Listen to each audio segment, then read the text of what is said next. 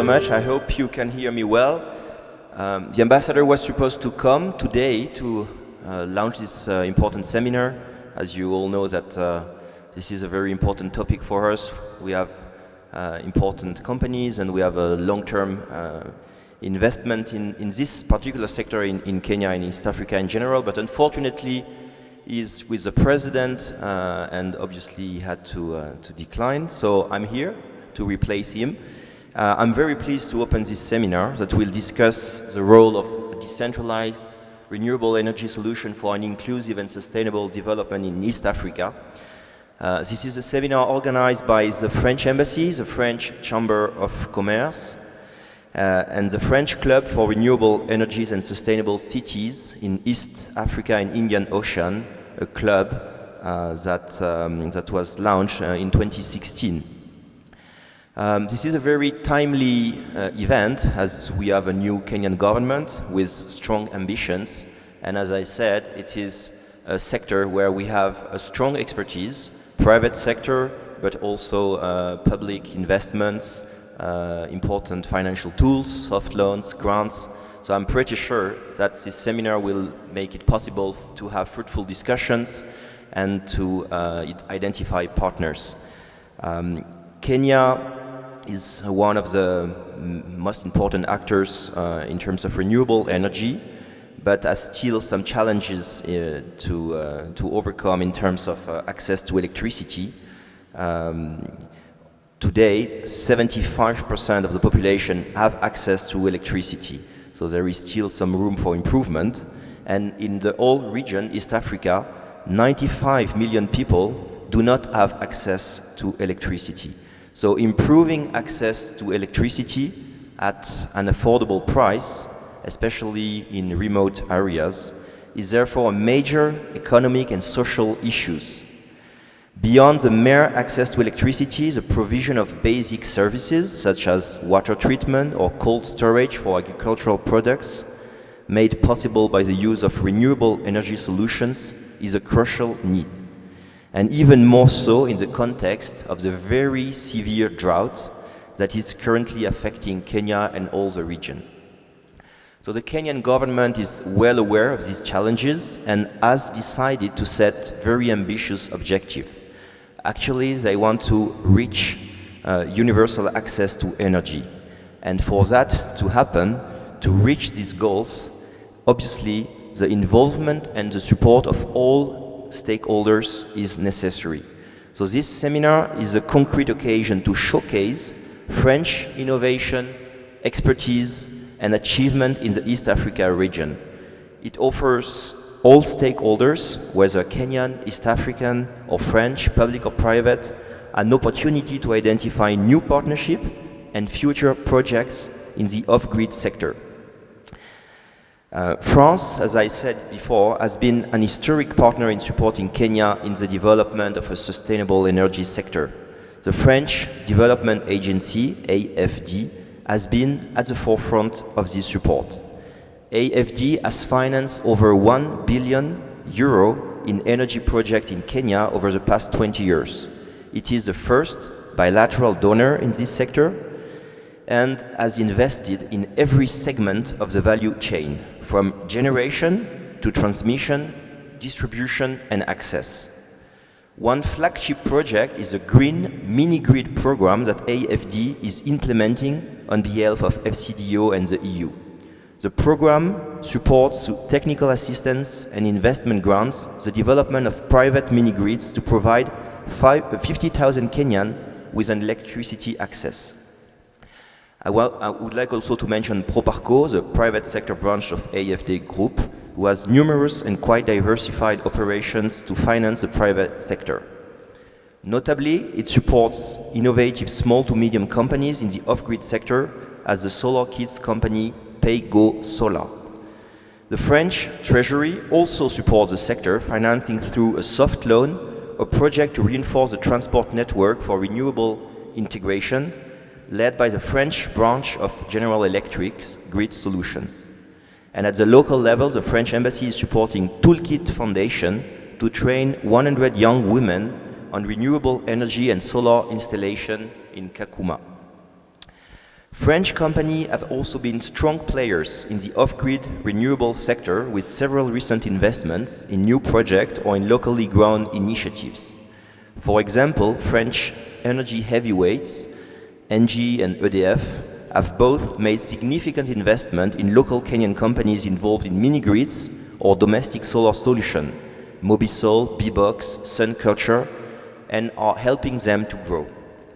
So the seminar today will focus on three main topics: mini-grids, stand-alone solar solutions, and the provision of essential services with renewable energies. France has the large expertise in the electrification and off-grid sectors that is represented today by a diverse group of French companies, Sagemcom, ENGIE Energy Access, EDF, or Total Energies, among others. Many more are present today or could be interested to be active and to invest in Kenya and in the East African region. I hope this seminar will lead to future fruitful collaboration. So before opening officially this seminar, I would like to renew the support of the French government to Kenya in its ambition to reach a universal access to energy. And I would like to commend Kenya for taking the lead at the global level in climate action. So I wish you a fruitful seminar, and thank you so much.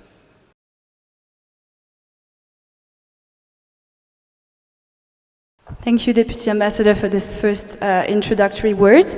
I will now invite Jérôme Baconin, Head of the Economic Department at the French Embassy, to provide us with a few words as well. And then we'll move on to the panel discussion. Thank you, Jérôme. Good morning.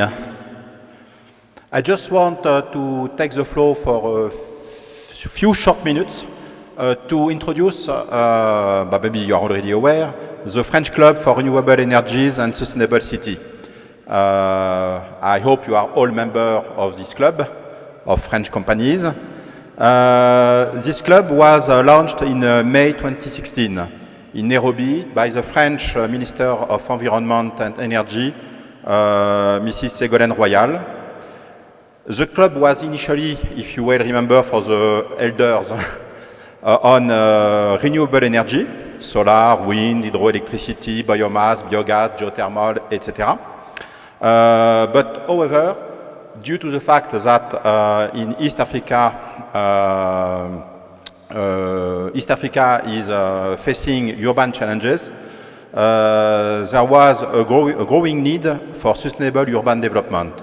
To respond to this strong interest from the member of the club, we decided in 2018 to integrate the dimension of urban sustainability, and that was the time when this French Group for Renewable Energy was become French Group for Renewable Energy and Sustainable Cities in East Africa and Indian Ocean, covering not only the renewable energy topics, but also urban sector like sanitation, access to water, sanitation, urban transport, waste management, urban planning, green and smart building, etc. The French Club for Renewable Energy and Sustainable Cities cover 14 countries in East Africa, Horn of Africa and Indian Ocean.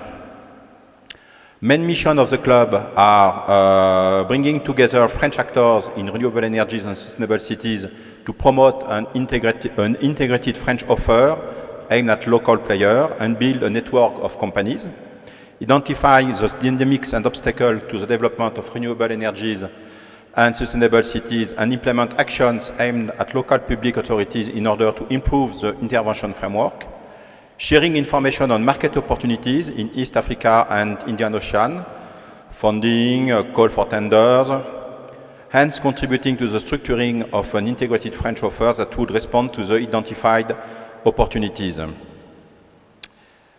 For that, I think most of you receive our newsletter, monthly newsletter, prepared at the economic department and sent to all the members of the club. Identifying also promising projects on which to position innovative French technologies and know-how. This will be with the support of French funding. Lionel just mentioned the French Development Agency, the soft loan from the Treasury. I could mention also the Treasury grant to support studies or feasibility studies or demonstrative project pilot. And last but not least, promoting initiative from the French Renewable Energy Trade Association, the French Treasury, the French Ministry of Ecological and Solidarity Transition, call for expression of interest, events, project launch in France.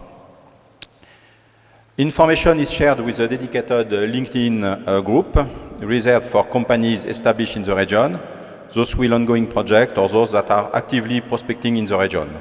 A newsletter, as mentioned, is also sent to the club member on a monthly basis. The club meets also in Nairobi at least 3 times a year. We developed the concept of aperitif from the club to meet at the embassy interested company to present a follow-up on current project or activities, determine the needs of companies, identify potential projects, thus enabling the development of an integrated French offer that will serve as a reference. Seminars like today and thematics workshops are organized regularly, webinar or this kind of conference at least once a year, preferably in conjunction with partners, notably Business France. I will mention also, of course, and especially today, the French Chamber of Commerce with Laure Pogam present beyond us. As of May 2022, the club counted 211 individuals from 116 entities that have subscribed to the club's monthly newsletter.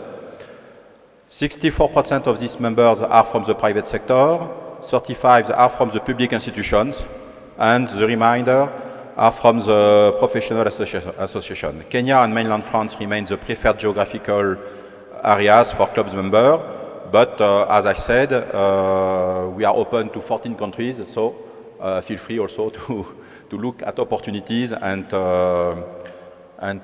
share with us your needs in the other countries.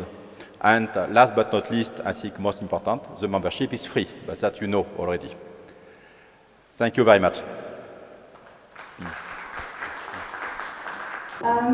So we will start now with the panel discussion. So just to remind you how this event is going to be organized, there will basically be 3 different panel discussions. So we will start with the first one focusing on mini-grids development in East Africa, moderated by Mathieu Coiffure from the French Economic Department as well. I will invite the different panelists to come. Yes, so thank you. So we'll have a panel discussion, 45 minutes more or less for each, including some questions. So don't hesitate if you have questions. At the end of each panel, you're welcome, and the panelists will try to answer them. So 3 panel, maybe just a few words to why we chose this subject. So as we will talk about, and as you may know, today close to half of people in Africa don't have access to, let's say, modern energy, electricity in fact. And to enable access to electricity, so there was a recent report from the International Energy Agency, but well, I simplify the number, but more or less the least cost solution was 1/3 expanding the grid. So it's not the subject for today, but of course it's linked, and we will have of course even later to talk about the the solution for the grid. 1/3 of the people will, preferred solutions, have access to electricity with mini-grid, and 1/3 with solar home system, or let's say domestic or commercial small-scale solution. So the first two partners, it will be about mini-grid and solar home system, what we talk about. And the third one will be what we call essential services or productive uses, because of course it's good to have access to electricity, but it's even better if we do something with this electricity and if this electricity provides something. So that was our reasoning. So we will start with mini-grids. So I will call the panelists. So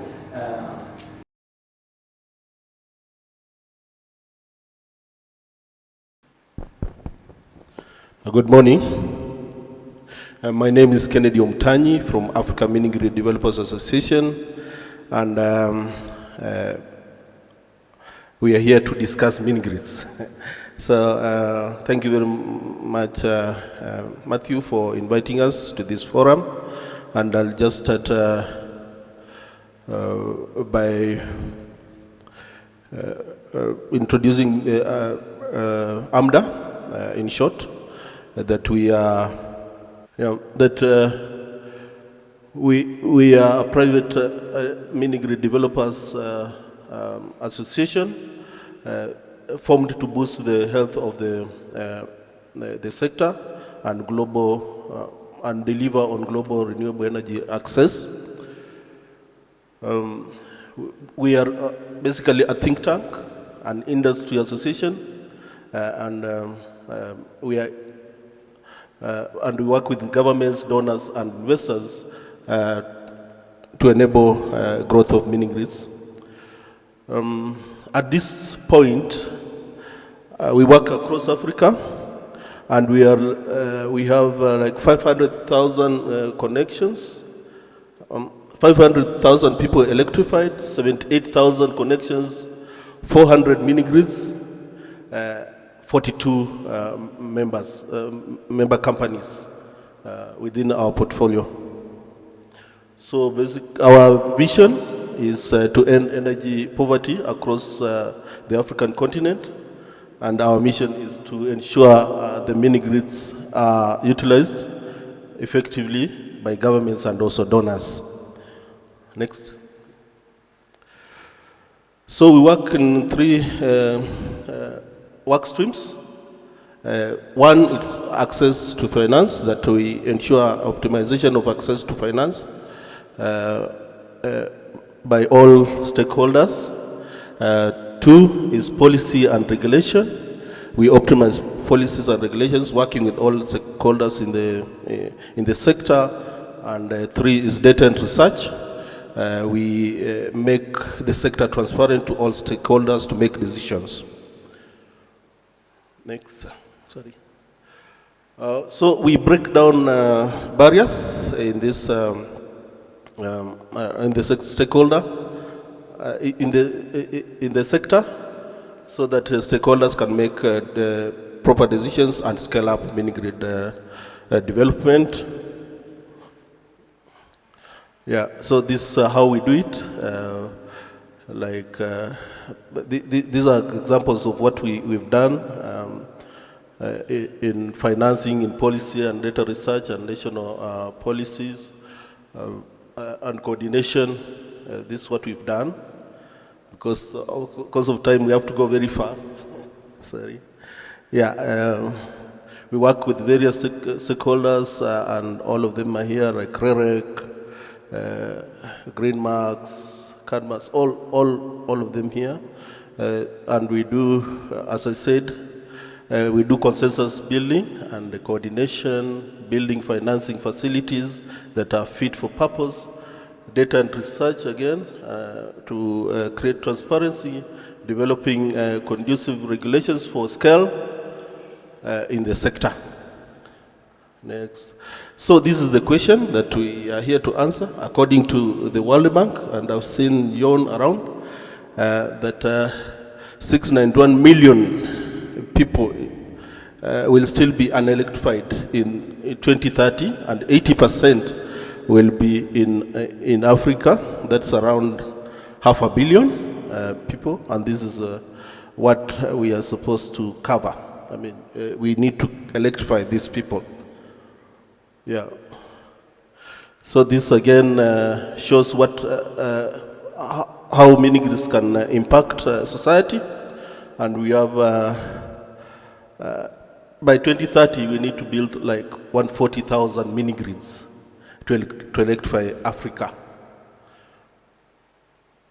Yeah. So the current key issues that we tackle at AMDA, and we invite everybody to join us.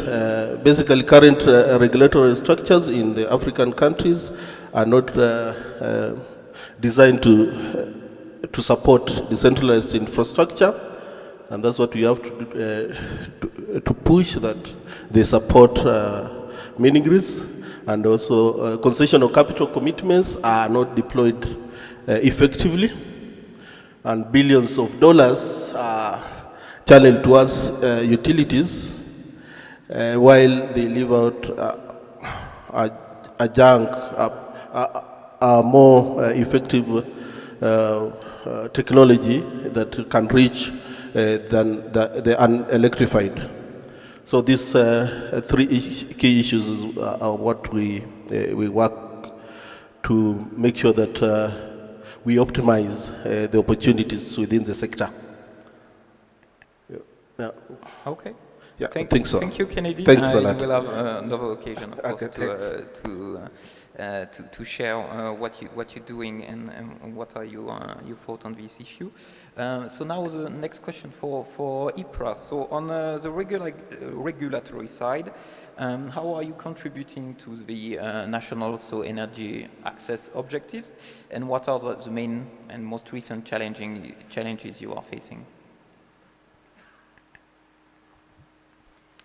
Thank you very much, and good morning to everyone. My name is Caroline Kimathi from EPRA. So in terms of EPRA's contribution to the issues of access, if you look at the national electrification strategy, there are various strategies that have been put in place to ensure that we get to electrify the entire country. And some of those strategies include extension of the grid, use of solar home systems, as well as use of mini-grids. Being the energy regulator, of course, we've been licensing people to carry out the work of grid extension. That is mainly KPLC, because that's their role, and REREC has also taken up a big role in extending the grid. And then we support the deployment of solar home systems by ensuring that the people doing this work are licensed by us, so that we make sure that the end user gets quality equipment as well as quality installations. And by this we license importers, distributors, as well as installers of solar home systems. And then we have a big area of mini grids, which we have also been very actively involved. Currently, we do tariff approval and licensing for those who want to carry out mini grids. I'm sure so many members of AMDA are our licensees, and we've given them a tariff. So those are some of the ways in which we contribute to this. Of course, being a regulator, we don't have money to put there, but we ensure that the environment is at least conducive for the investors. Of course, doing this work comes with its own challenges. And if I could pick out maybe a few challenges that we are encountering on the area of mini-grids. These mini-grids, of course, are small as compared to the bigger network that we are used to. So we have not had a regulation really for these mini-grids, but we have developed one that is in draft format. So what this means is that we have been doing our licensing using regulations that also apply to the bigger generators and transmission companies, which sometimes are not very favorable to the mini-grid developers. And that is one of the challenges we hoped to solve with the regulations, which I probably will touch on a little bit later. Of course, we have a challenge of the tariffs for these mini-grids. They are much higher than the national uniform tariff as we know it. And of course, this poses a challenge as much as we ensure we do stakeholder consultation before the deployment of mini grids. It's been very hard for us to bring that tariff down. So we hope as the government comes together, they'll put in place a policy that will address this issue of tariffs, because it may not really be a one-person issue. So those are the main challenges that I may mention for now. We'll maybe touch on the regulations a bit later. Thank you. Okay, thank you very much. So now maybe you can tell us a bit more about the most recent regulations, so that the Energy Regulation 2021, and what, in your view, of course, and from your work, what are the prospective evolution in terms of regulation in the sector for the next 2 or 3 years? Thank you. Like I've mentioned, we developed the mini-grid regulations. There are mini-grid regulations of 2022, which we have forwarded to the Cabinet Secretary for publishing. They have not yet been published. We hope those will be some of the priority items that will be dispensed with. The reason why we came up with those regulations is to have a separate regulatory framework for these mini-grids, so they're not, they're not addressed the same way as the bigger projects as we know them. So some of the things that we plan to regulate in terms of those regulations, we intend to regulate both the private and public mini-grids. And by public mini-grids, I mean the mini-grids developed by maybe REREC or Kenya Power. Those are public institutions, so they are now under the regulatory regime. And we also take care of the private mini-grids as well as the community mini-grids. And then there are challenges that we needed to address with those regulations. One of the things we have done is we have given the county governments a role to play when it comes to the approval for mini-grids. This is to ensure that you don't put up a plant and then the county government says they were not aware of what was happening. So we've given the host county government a role to play in ensuring those mini-grids are approved. We've also given clear roles to the Cabinet Secretary. This is the first person to approve any mini-grid to be developed. The reason being, there's a government plan to roll out mini-grids through the Kenya Off-Grid Access Program, known as COSAP, so that when you're putting up a mini-grid as the private sector, you're not encroaching into the areas where COSAP is supposed to be. So that's why we gave the Cabinet Secretary a role to play. And then the other bigger issue that was being sorted out with these regulations is the issue of interconnection or encroachment, because one of the questions we face as a regulator is private developers come to us and say, okay, I've put up my mini-grid, then what happens if maybe Kenya Power or REREC extends the line and they reach to where I am? So we have provided mechanisms for interconnection, which include, we've given various options. One of them being that the mini-grid can become an IPP, meaning you now become a producer and sell your energy at, of course, an approved tariff to the person operating the grid within your area, whether it's REREC or to Kenya Power. That's one option. We've also given the option where you can buy in bulk from the grid operator and sell it to the customers that you already have, making you a distributor. We've also given a leeway for you as the developer to come up with your own model that you think can work for you and present it to us at EPRA, and then it will be approved, and that becomes the interconnection model that you will approve.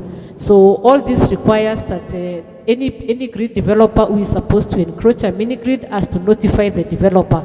So the developer is aware that the grid is being extended, and then they can start looking at their options early enough. So once you have agreed on the mode of interconnection or which option you're taking, then as the authority, your license is going to be amended to suit the new arrangements that you will be working under.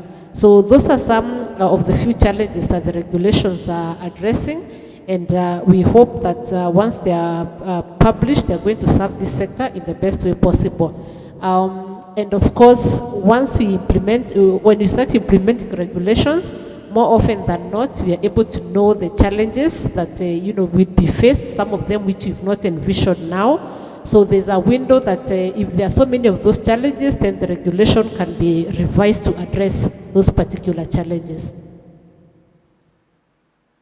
Very much, Caroline. Yes, indeed, like the issue of future connection, possible future connection of mini-grid to the grid is an important one, I think, and maybe Sajankom will want later to mention that also from the point of view of the private companies and developers.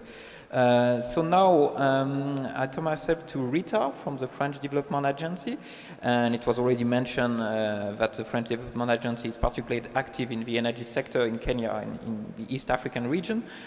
Could you present so AFD strategy in the region, in the energy sector, but more especially also in the off-grid, the broader off-grid sector in general? Good morning, everyone. My name is Rita Laibuta. I'm the program officer at the French Development Agency based in Nairobi. In terms of our interventions throughout the energy sector, like it has already been mentioned, we have been supporting the energy sector in Kenya over the last 20 years with over €1 billion having been of intervention in projects. At the moment, we have sovereign loans, loans and grants being provided to the public sector.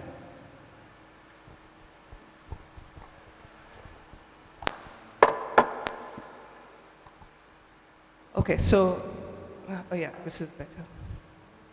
So at the moment, our interventions are basically in the public sector, where we have a couple of projects that we're supporting within the distribution, transmission, and generation areas. At the moment, we're providing sovereign loans to Kenya Power and Ketraco, and we're looking into providing some non-sovereign loans to Ketraco. Our interventions range from grants, TA, and loans, financing. And I'm going to speak a little more on the mini-grids and what we're doing about that. So we have two projects that we're supporting. One is a green mini-grid project that my colleague here is going to talk about. And the other one is on hybridization of mini-grids, public mini-grids, which we are doing this together with Kenya Power. We have some 23 mini-grids, public mini-grids currently being run by diesel, they are diesel-run mini-grids, and the plan is to hybridize these projects, these mini-grid sites, with solar. So at the moment, our financing is towards 18 mini-grids, and as we speak, we have a procurement process ongoing for 4 mini-grid sites, and another procurement process will be launched in a couple of months to cover the rest of the sites that have not been covered in this first process. So, in regards to green mini-grids, for the financing on the public mini-grids, this is a project of €33 million, sovereign loans to Kenya Power. We're also providing them with capacity building embedded in that same intervention. On green mini-grids, we have €15 million in total coming from both the UK, FCDO, and the EU. The EU has supported us with about €5.65 million towards grants and investment, towards TA and investment grants. I will let Muslim, my colleague beside me, talk about the project in depth, but to give highlights in regards to our experience with these interventions we've provided with mini-grids. So a lot of these interventions we're providing are in sites which are really hard to reach. And when we started out with the GMG program, the Green Mini-Grid program, this was in 2017, the market was really, really nascent. And we're very pleased to see that about 5 years later, we're now talking about a very vibrant market, which we'll get in depth, we'll get into the details of it. In this regard, we have seen a lot of changes. We've seen a vibrant market. We've seen many developers, a lot of them who are participating in AMDA. Some of the developers that we're supporting are founders of AMDA. And so in terms of what AFD is providing, that's most of it.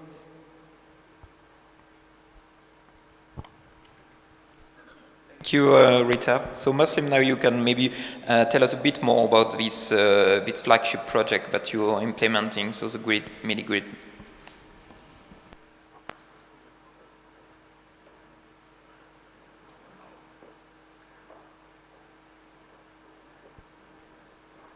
Good morning to everyone. Thank you all for attending this very interesting and valuable conference. We're going to be presenting the Green Mini Grid program, which started in 2017, as Rita mentioned. Just to give an overall of the GMG structure and who has been supporting it, we have UK8, DFID, or now known as FCDO, which supported almost close to 10.3938 million euros, which started in 2014 as a preparatory phase and finished in 2021. As the program completion, we supported almost close to around 9,000 to 10,000 connections. And then we have the second phase of the program, which was the UITF from the European Union, which supported 5.65 million euros. And AFD had a strategic role in this program because we were the implementing partners. Below us were the managing entities, which were IED, more on the technical side. So just giving an overview on the grant and technical assistance. On the FCDO part, we had a higher budget on the technical assistance because we supported authorities like EPRA in building the regulations, and we'll talk more about that later on, and also supporting other key technical assistance. We provided almost close to 4.8 million euros of grant on the first phase of the program, and supported 3 developers within the regions. And in the second phase, UITF, as you can see, has a higher investment grant, which was grant mixed with output-based and investment grant. And sorry, next slide.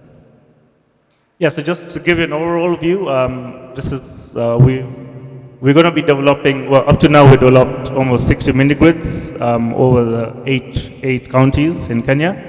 We have another 20 coming up by end of next year.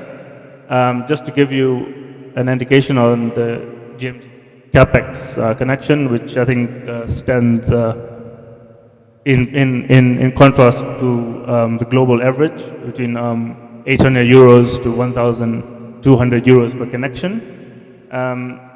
Just to give an overview on that, GMG supported only 50% capex, and the other 50% came from the private side. Residential, and now let's talk about the tariff. We have a residential tariff within the program, spanning from 0.40 to 0.65 euros in terms of cents, and the same for commercial tariff.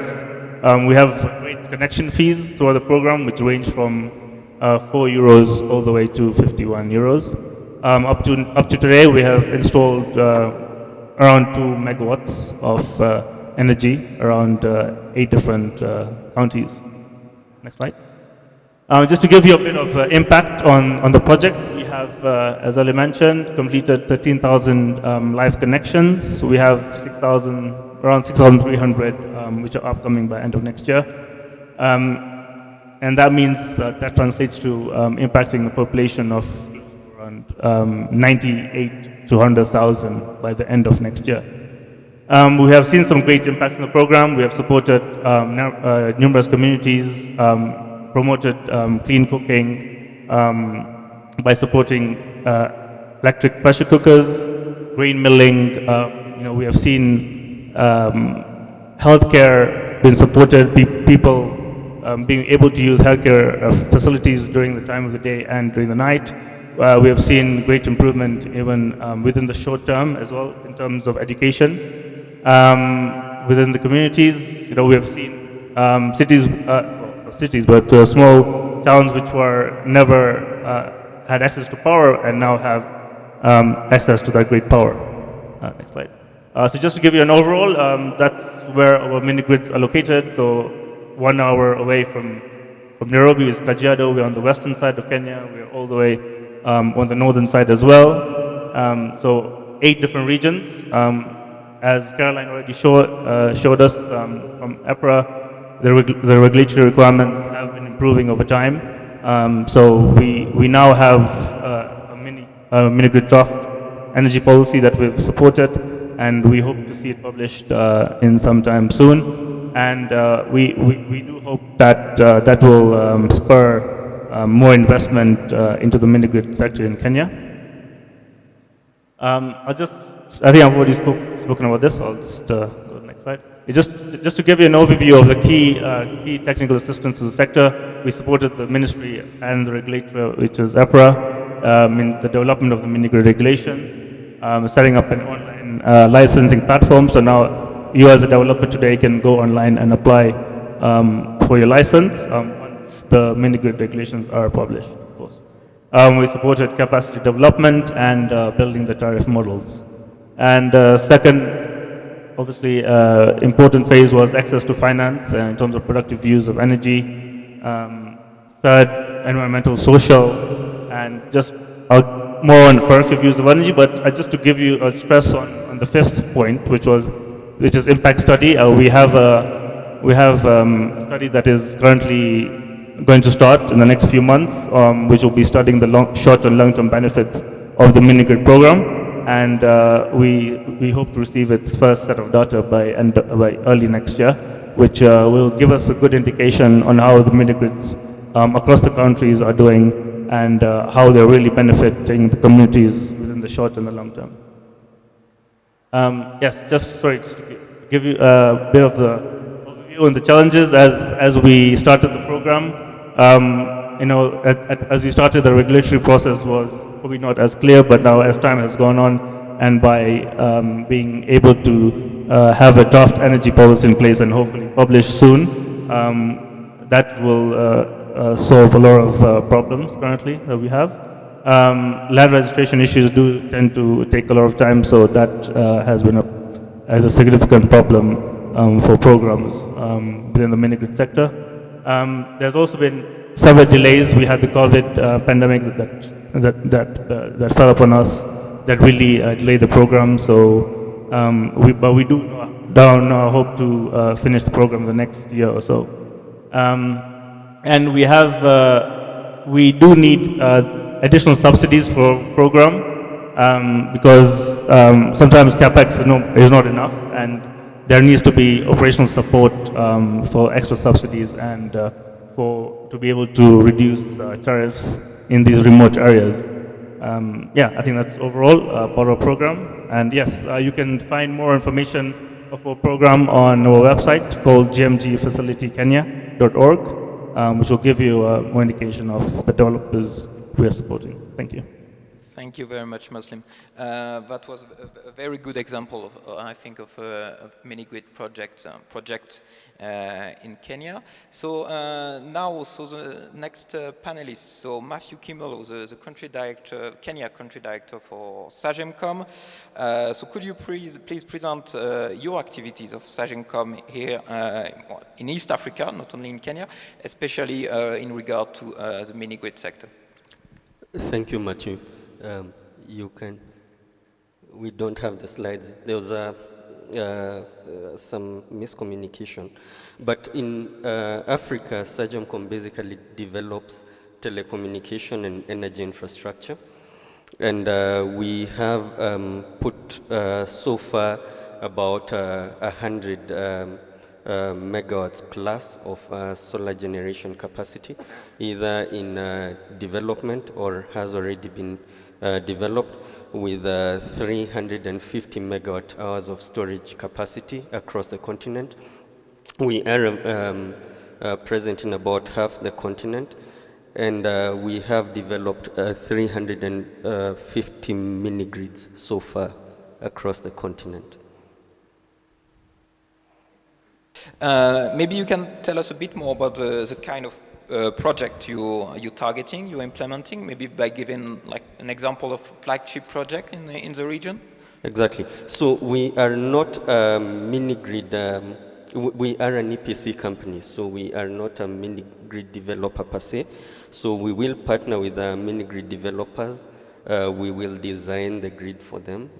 We will provide the EPC function for them, O&M, and retrofit for them at some point.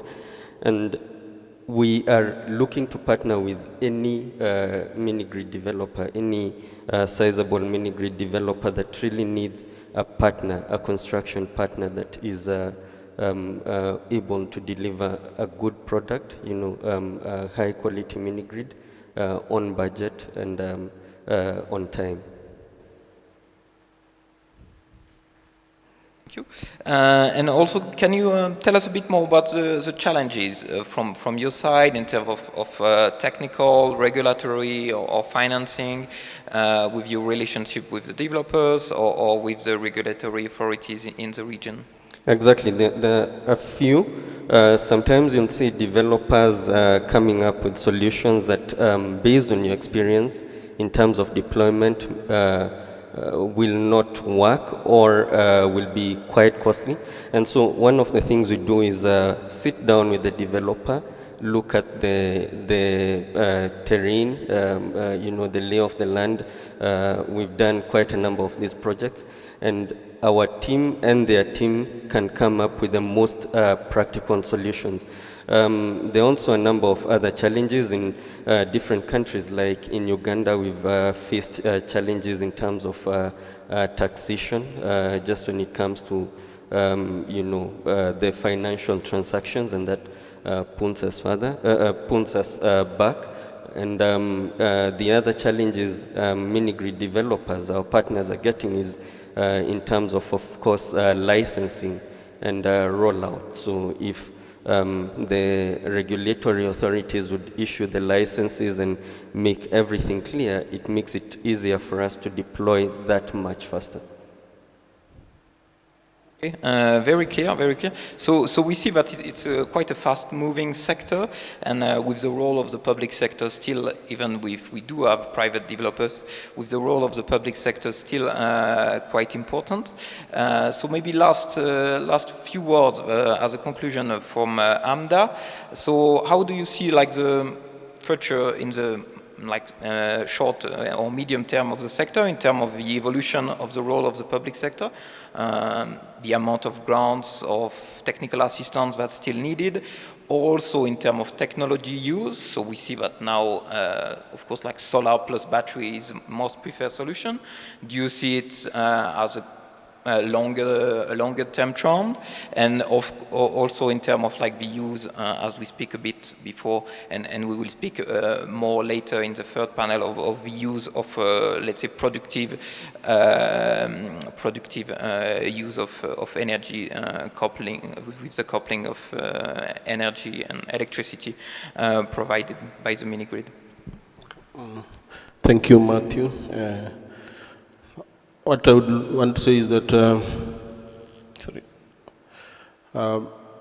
the technology used mostly by our mini-grid developers is solar plus PV, or solar PV plus battery, or solar PV plus genset for backup, and we also have mini hydro power plants. So we don't see a lot of shift in the technology. I think it will only be improved on, even as productive use of energy is adopted by companies to scale up, of course, revenues in agro mostly, and also small commercial, that is SMEs. That's what we see. We also see a lot of financing coming from bilateral partners like the GEAPP and the CEI, and with a lot of effort, we think that the sector can be innovative enough and work with governments so that the governments can also chip in terms of subsidies, especially county governments and also national governments. We had piloted a project whereby the Turkana county government was to pay the difference between the national tariff and the actual tariff. And that was very innovative because they need to budget in their county budget that amount. So I think we can be very, very innovative in the ways that we finance to scale up mini grids in East Africa or even in Kenya. That's what we see, that there's positive traction in the sector, both from development partners and also the governments.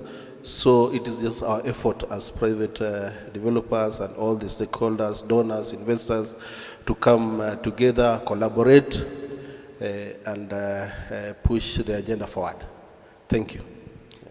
Thank you very much, Kennedy. I think it's a very good word so it's ideal to bring all the stakeholders together, and what we try to do today at our small scale, of course, and very modestly.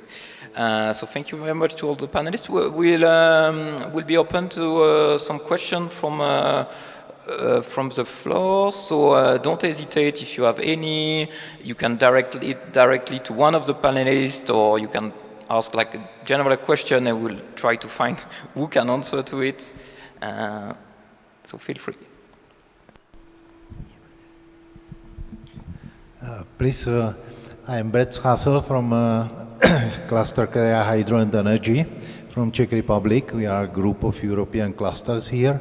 And you mentioned that you have also hydropower in your scope of projects. Could you tell me more about what size is this mini hydro or micro hydro? Thank you. Yeah, it's for you. Thank you very much. If I can answer that very quickly. So mini grids, as defined by EPRA, are between 0 and 10 megawatt. So anything in between becomes a mini grid for us. So if you are in that range, then we can define it as a mini grid. Thank you. Matthew, if you had an example of one of the mini grid projects you had implemented with mini hydro, or was it only solar? We've done some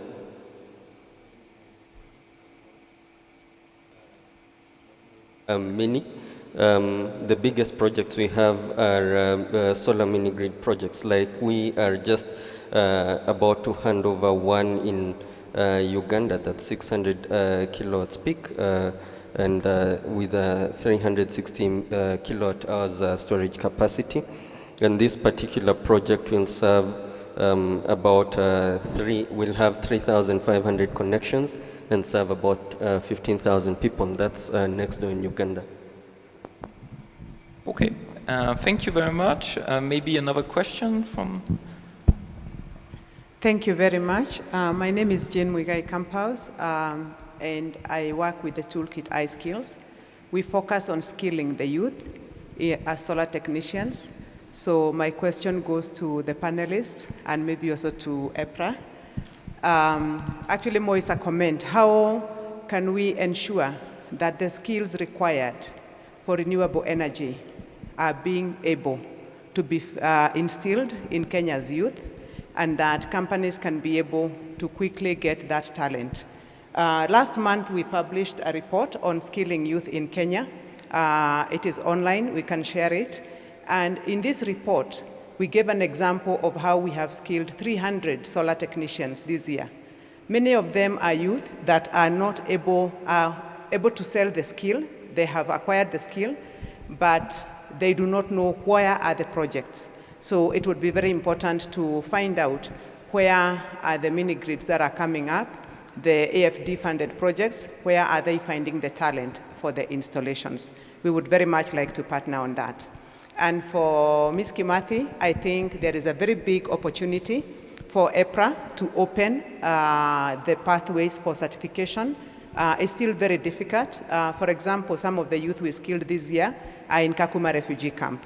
So if they all have to travel, either from Kakuma or others from other parts of the country, to come to Nairobi for the EPRA interview, I think maybe it would be important for EPRA to look at easing the certification process for solar technicians, T1, T2, and T3. Thank you very much. So thank you for the question. I think it can be for everybody in terms of like skill and local human resources. Maybe first Caroline. Thank you very much, Jane, for that.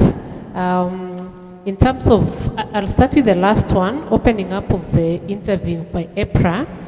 This is also has been something that we've been talking about, and I'm happy to report that this financial year we are piloting carrying out of interviews in other regions other than Nairobi. We may not have started with Kakuma, but we are starting with Kisumu, Mombasa, and what also we have done is that in our licensing portal we have we have included a tab where you can choose the area where you'd want to be interviewed. So I can assure you, if we get many applications from Kakuma, we will definitely come to Kakuma. But at the moment, we opened it up, but we don't seem to get many people interested in doing the interviews in the regions. But if we have many there, we will come. So this year we are piloting Kisumu and Mombasa, and but we are still open. If we get more from outside there, then we are more than happy to come and do the interviews in Kakuma. Thank you. Thank you. Maybe Matthew or Kennedy, in terms of skill and access to human resources, do you think it's a challenge? What maybe do you have any actions about that ongoing? It is a challenge, but we are keen on leaving a very positive impact on the communities where we work, and we're keen on using the talent that we find there and working with them. It contributes to skills and knowledge transfer, and they can also be productive members of the community. The only challenge is getting the pools of people you need in project areas with the right qualifications and the right certification. But where that exists, we definitely use that. Okay, thank you. Kennedy, yeah. If I can add, I think our members use local skills. Basically, they take time to train them. So maybe the most important thing is to collaborate the stakeholders like yourselves. Reach out to AMDA, and then we can reach out to our developers, see where the projects are, and we can communicate and get the skills there. Thank you. Okay, thank you. Maybe last question. Oh, there will be a fourth one, and it will be the last. Hi, hello, Emmanuel Boulon. I'm working at Finer Green. We are a financial advisory boutique specialized in renewable energy. I think one challenge we didn't hear about was more about for private investor in terms of bankability and returns, even if it's huge rewards. I just wanted to be sure what can be the best way for you to cover the demand risk. How can a developer can anticipate in terms of growth? He has to electrify a small village with a lot of poor people that you are not sure that the demand is fully covered. So it's not like a on-grid connected project where you can be sure that you can sell 100% of the electricity you will produce. Here you are not, you have to take that risk. So according to you, maybe especially Agence Française de Développement, who should take that risk? Is it the developer?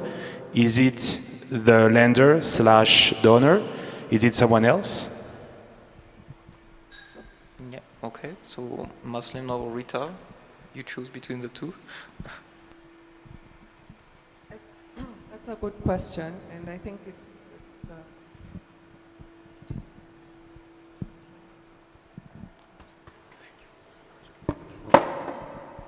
So I was saying that's a good question, and I think it's something we're still grappling with within the sector. In regards to the intervention that AFD has provided, this is why we have the grant in place for GMG funded projects, because bankability of mini-grids is a big issue, and until now, most of the research has shown that it's difficult to have bankable mini-grids without the intervention of grants. And so the risk, in terms of risk, I think at this point in time, it's spread throughout, from the donors, financiers, to the to the mini-grid developers, because the kind of communities we're talking about, rightly so, they have very little ability to pay.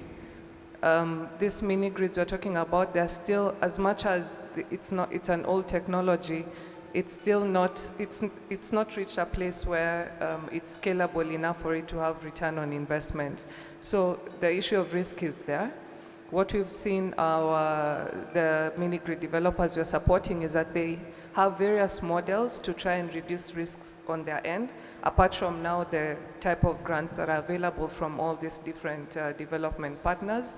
And I believe there's more grants to come, because people like World Bank, AFDB have really been providing a lot of funding throughout the continent.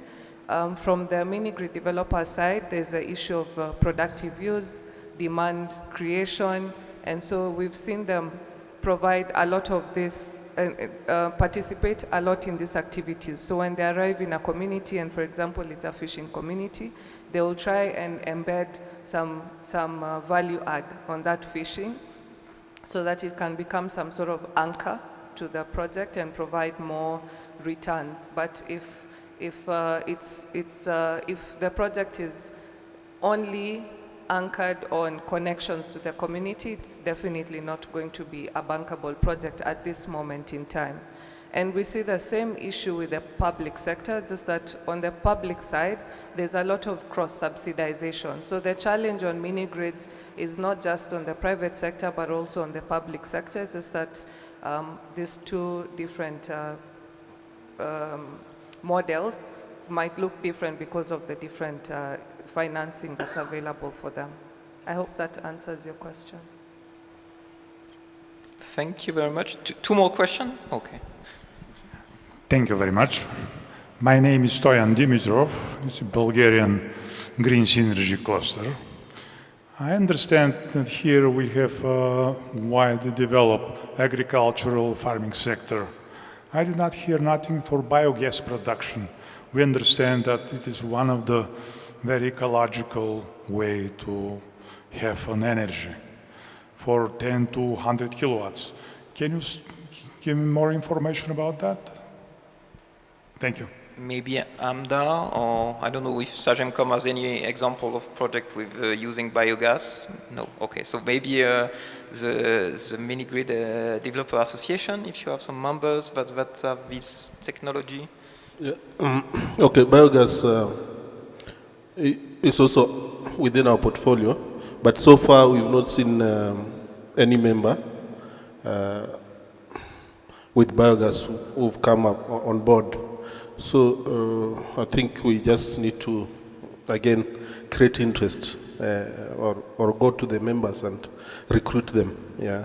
So one of the conditions to being an AMDA member is that you should have mini-grid running. You should own a mini-grid for you to be a member. So I think we'll have to reach out to them. I think it is possible that we can incorporate you if you have a biogas mini-grid. Thank you. So I guess in the East African context, it's not a technology that's very mature yet, even if the technology in itself is mature, but it's definitely something that we, and I think the members we look at. So maybe last question now? Yes. Thank you very much for that elaborate presentation. My name is Evanson Jenga, JICA Senior Advisor for Energy in JICA Kenya office. And my question, or rather comment, goes to, JICA is very much involved in all sectors, In the energy sector, we are in generation, transmission, and also to an extent also in distribution. Maybe most of you are aware of the big geothermal power development which have been done by JICA in Okaria. We also do capacity building for geothermal development companies, Kengen, Ketraco, and so on. So we are basically very strongly strong participants in terms of development of the energy sector in this country. My question goes perhaps to EPRA, and this is regarding perhaps the slow pace that we have observed regarding the COSA project. And I think this was to be a private sector-led initiative, and this also, I believe, being a good example, the World Bank involvement, the National Treasury, would have been also a good way of catalyzing more involvement of the private sector. But we see as if it has taken a long time, and I just wanted to find out what is happening in that area. Has it gone back to private, public sector, or is it still going to pursue that initially strategy that was supposed to be private-led initiative? The other question I would like to ask is on the tariff. I'm just trying to think, rural electrification mainly has also had a political connection, because you know there was a relationship between the CDF, the Community Development Fund, Constituent Development Funds, and rural electrification in the rural areas. And I believe perhaps there is need to address the issue of the cost for mini-grids. If I see it is a 6 US cents to 4 US cents to 60 US cents to about 60 Kenya shilling. That's about 6 US cents, if I'm not wrong. Yeah, so it's a bit high on the other side, because if you know KPOC, on average, let's say around 20, but we have to know that the investors, they have put in a lot of money, and they need also to get back their investment back. So in the end, I think EPRA really need to motivate the government in terms of perhaps introducing a way of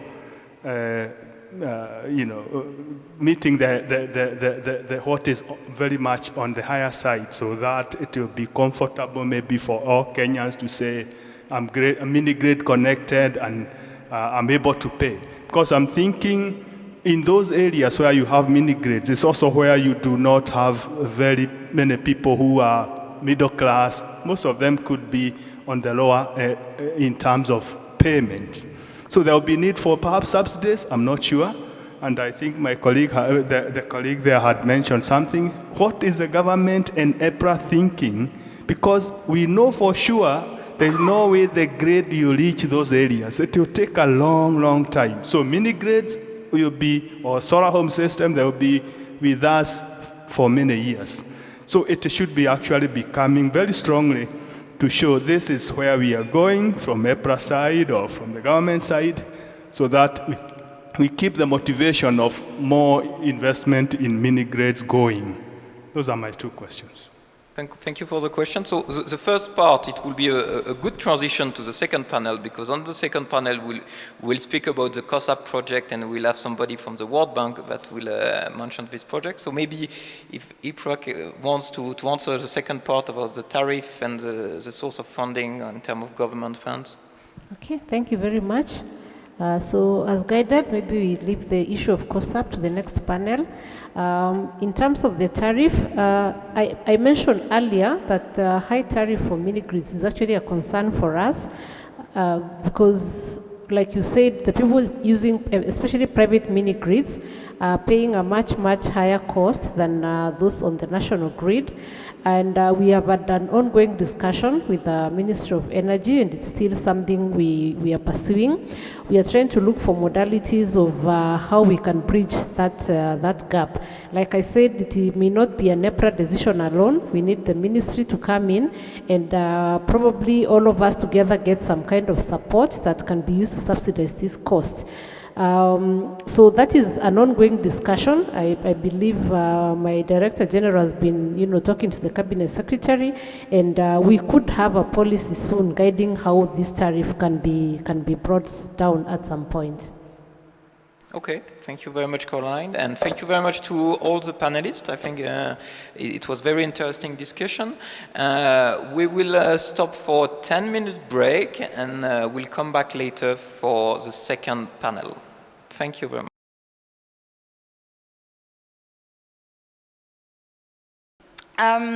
So we thought that is an important topic, especially since the East African region is one of the most dynamic markets for off-grid solar solution. East Africa alone in 2021 represented 41% of the volume of global sales. So the creation of several companies, MCOPA, BBOX, as early as the years 2010s, and offering innovative financial models called pay-as-you-go, that we will expand a little bit during this discussion, have enabled the development of this solution for low-income households in rural or isolated areas. So there are still a couple of challenges, of course, that remain for the development of these solutions and prevent a widespread adoption of these technologies. And to name a few, private sector financing, cost of acquisition that remain quite high for very fragile population, issues of maintenance, durabilities of this technology, or even unfavorable policy, regulatory, or taxation environment. So to discuss all these issues, I have 4 panelists with me today that I'm pleased to welcome. So first, Mrs. Doreen Gitui.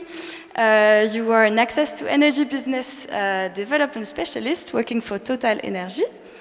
Next to you, Philippe Robert, the East Africa Regional Director and Managing Director for Uganda for NG Energy Access. And Patrick Tonui, the Head of Policy and Regional Strategy at GOGLA, the Off-Grid Solar Association. And last but not least, John Excel, Senior Energy Specialist at the World Bank. Thank you all for being here. So I would like to start this panel discussion with you, Patrick. If you could maybe very briefly present the GOGLA Association and then provide us with an overview of the off-grid solar sector in East Africa.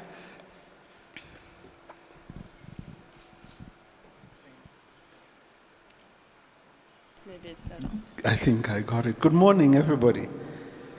Thank you so much, Julie, and thank you so much to the French Embassy for organizing this conversation for us. My name is Patrick Tonui. I head GOGLA's policy and regional strategy work based here in Nairobi. And I think first, for those who may not know us, GOGLA is a global association for the off-grid solar industry. We are a sister organization for AMDA that was previously here. That focuses on the mini-grids. We focus primarily on the standalone side, and there's several reasons for that. And I think there's one other organization that you may also be familiar with, which is the Clean Cooking Associations, and we generally work and cooperate together. And GOGLA, we are based in Amsterdam. We have just over 200 members, and we celebrated our 10th year in existence this year.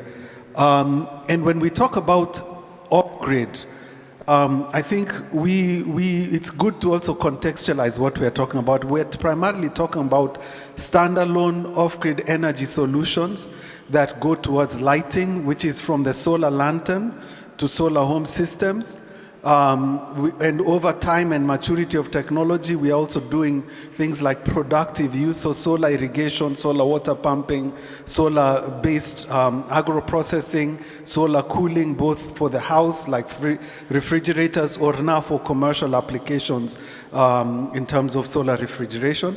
And we're also looking at solar-based community energy solutions, so street lighting, powering of healthcare facilities and all. So it's not just the really small lanterns, but to larger systems that are generally captive, not grid connected, or serving multiple customers. I think just in big picture, adding on what Julie mentioned, since 2010, our industry has powered about 490 million people with off-grid energy access, with the equivalent of about 190 metric tons of carbon avoided based on people moving to clean off-grid energy, which in today's terms is about 51 coal-powered fire plants that we've taken off, or about 20 million cars. That's equivalent in terms of the carbon. Focusing on East Africa, and I think Julia has already mentioned this, we, Gogla, issue a biannual report that really looks at the off-grid market globally, and this is just from our members and the companies that report to us. Generally, depending on the country, it could be as low as 40% or up to 60% of the market. But our latest data, which is capturing up to June 2022, captured about 4.3 million units sold. Of those 4.3 million sold, about 2.8 million was sold in cash basis, and then the rest, about 1.5, was sold here using PayGo. I think what we've seen in East Africa continues to be, and from here when I talk about East Africa, in our data we are looking at East and Southern Africa, so from Ethiopia going down to Mozambique. About over half of the sales come from these markets. And we continue to see that these are quite strong performing, but I think we also continue to see some of the things and the impact from COVID. And a lot of what COVID happened really goes to the economic circumstance of the consumers we are trying to serve, plus the global picture of what's happening to households and consumers, which is really that the larger, more expensive products like multi-light systems and solar home systems with things like a TV and a fridge, those have continued to stagnate or have actually come down. However, we are seeing cash sales and smaller systems, which are more affordable, continue to be bought by customers. So I think right now what we can say from our data is East Africa continues to be one of the foundational for our sector. The absorption, the impact, the uptake from consumers still seems to be quite strong.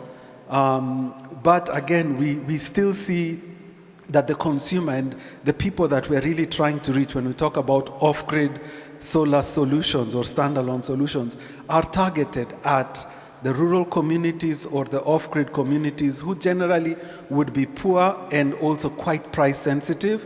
And when they have to make choices between food and those things versus their energy products, you're seeing that they're still ambitious and trying to get the product that they can afford, which means it's pushing them really to lanterns and things like that. But they want these products, they still intend to get them, but affordability is a big thing. I think for us as Gogla, as we look forward, particularly in East Africa and also beyond, this question about how do we address affordability, what programs, not just in Kenya, but Ethiopia, Uganda, Rwanda, Tanzania, what can we do to really address this affordability question, whether it is sector support programs, other RBFs, or reducing the VATs and those other duties, and making sure that we really try to keep the product as affordable as possible for the consumers is going to be a big driver that we need. And last, Julie, and then I'll stop, is in the context of the drought that East Africa is facing, the Horn of Africa. We are really doing a lot towards building resilience and helping communities adapt to climate change, particularly when you look at the irrigation solutions I know the Kenya Renewable Energy Association is leading an effort to try and look at what we can do to promote uptake of solar systems to address this issue of building resilient communities against climate change and drought. I think this is one of the most urgent things we can do. Thank you, Patrick. I think this is a good way of introducing the panel. Just one question on the issue of affordability. I'll follow up on what you were saying. So the pay-as-you-go financial model really helped in actually reaching this remote area and making this solution more affordable, or at least, support their scaling. Can you expand a little bit on that? Explain what the model is, maybe for the people who don't know, and to what extent it has played a role, and maybe highlight some of the limits of this model as well. Thank you.